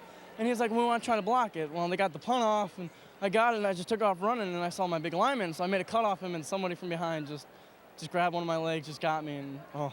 If he wouldn't have had you, you'd have been gone? Yeah, definitely.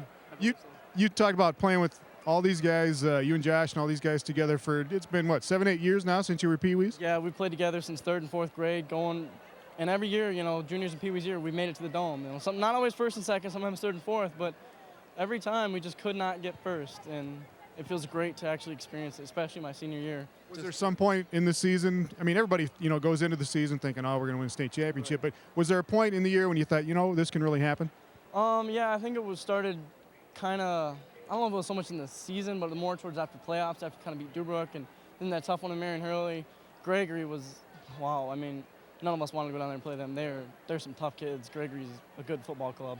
But, I mean, beginning of the year, I think we're all just looking, have a winning season and just do the best we can, and, I mean, here we are. You did the best you could, huh? Yep. Congratulations, bud. Appreciate it. Thank you. All right, Jake Weinstein and Parker get it done. The first ever state championship in football for the Parker Pheasants. And, of course, he's a huge part of it. And back up to you, fellas. Okay, Tom, thank you very much. 26-8, the final score. This game was a lot closer than that. Tell you what, that interview by Mr. Weinstein, was he cool or what? I mean, let's face it, it's not easy for 16, 17, 18-year-old kids to be interviewed on TV, especially by Tom Neiman. But, after a ball game, what a good kid he was, and a great interview by him. He maintained his composure. He thanked the opponents. He talked about his coach. I mean, that's a special kid there. So congratulations to the Parker Pheasants. Let's rewind and check out the highlights from this game between Parker and Elkton. Early on, Elkton looking to pass towards the sideline, with Mr. Weinstein there to snatch it away. And DeZeo looking to throw. The pocket collapses. Just didn't have anywhere to throw today, Steve. 3 for 9 passing for DeZeo. 2 picks. One of those went for a touchdown. But Parker, they just kept going, and that was the last touchdown there before the interception. That was a 4th down play, too. And there you see the fumble and the recovery. And then Jorgensen, the big sack, and that's pretty much the play that did in. And here's the interception. Parker's defense only gave up 73 yards of offense today. 62 on the first drive, as you see Dykstra taking that interception. And later, a sack by the Parker defense. Their big lineman showed some speed chasing down DeZeo, who's a fast player. And Mosey was the lineman of the game, too. And when it was all said and done, the Parker Pheasants, their fans come out onto the field to celebrate their first ever football championship and their first trip to the Dome under head coach Bill Lieberman. The Pheasants, your 9AA football champions, 26-8 over Elkton. And don't forget, we got more football coming up later on tonight. We'll tell you more about it in just a moment. We'll step aside for a moment. This is the South Dakota High School Football Championships on South Dakota Public Broadcasting. The 2006 South Dakota High School Football Championships are funded in part through your membership in the Friends of South Dakota Public Broadcasting, by Wellmark Blue Cross Blue Shield of South Dakota, and by Sioux Valley Clinics. Well, that's it, Mom. I hope it all fits in my dorm room. And to my wife for 20 wonderful years. Why don't you do the charity walkathon with me, Mom? No matter how life changes, Wellmark Blue Cross and Blue Shield is there, giving you a number of ways to take charge of your health so you can meet life's events with confidence, like more plans to fit your needs now and in the future, along with hassle-free service. Wellmark Blue Cross and Blue Shield. The difference is blue.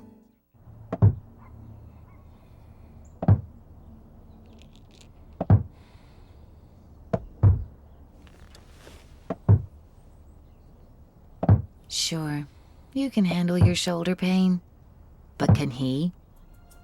If joint or muscle pain has kept you from playing with your child, you need Sioux Valley Clinic Orthopedics, where you get a whole team of orthopedic specialists working together to help you get back into life. What's more important than your family? Your business? Your retirement? Nothing's more important. That's why you need Trusted Choice, independent insurance agents who can help you protect what matters most. Trusted Choice agents are in every community and can offer you customized policies through a choice of insurance companies. You know what's important.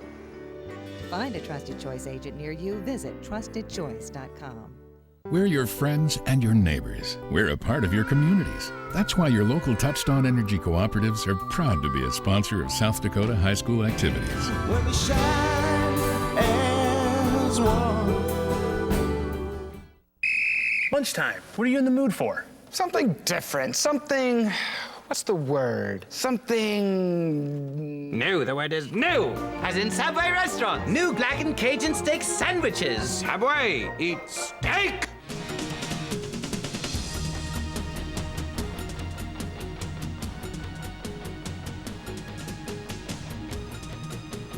Two down, 4 to go here at the South Dakota High School Football Championships.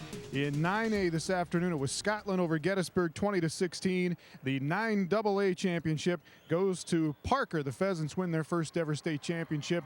They beat Elkton 26-8 here this afternoon. We'll take a little break. The USD Coyotes get a little practice in here before they head to North Dakota this weekend. Coming up tonight at 7 o'clock Central Time, the pregame for the 9B championship. It'll be the Cologne Cowboys and the Iroquois Chiefs. Iroquois comes in at 11-0, and we'll see if they can win that school's first ever state football championship. Again, 7 o'clock Central Time tonight, we hit the air. Hope to see you then. For Mike Henriksen, Craig Maddock, Steve Toom, and the South Dakota Public Broadcasting crew, thanks for checking in. We'll see you tonight.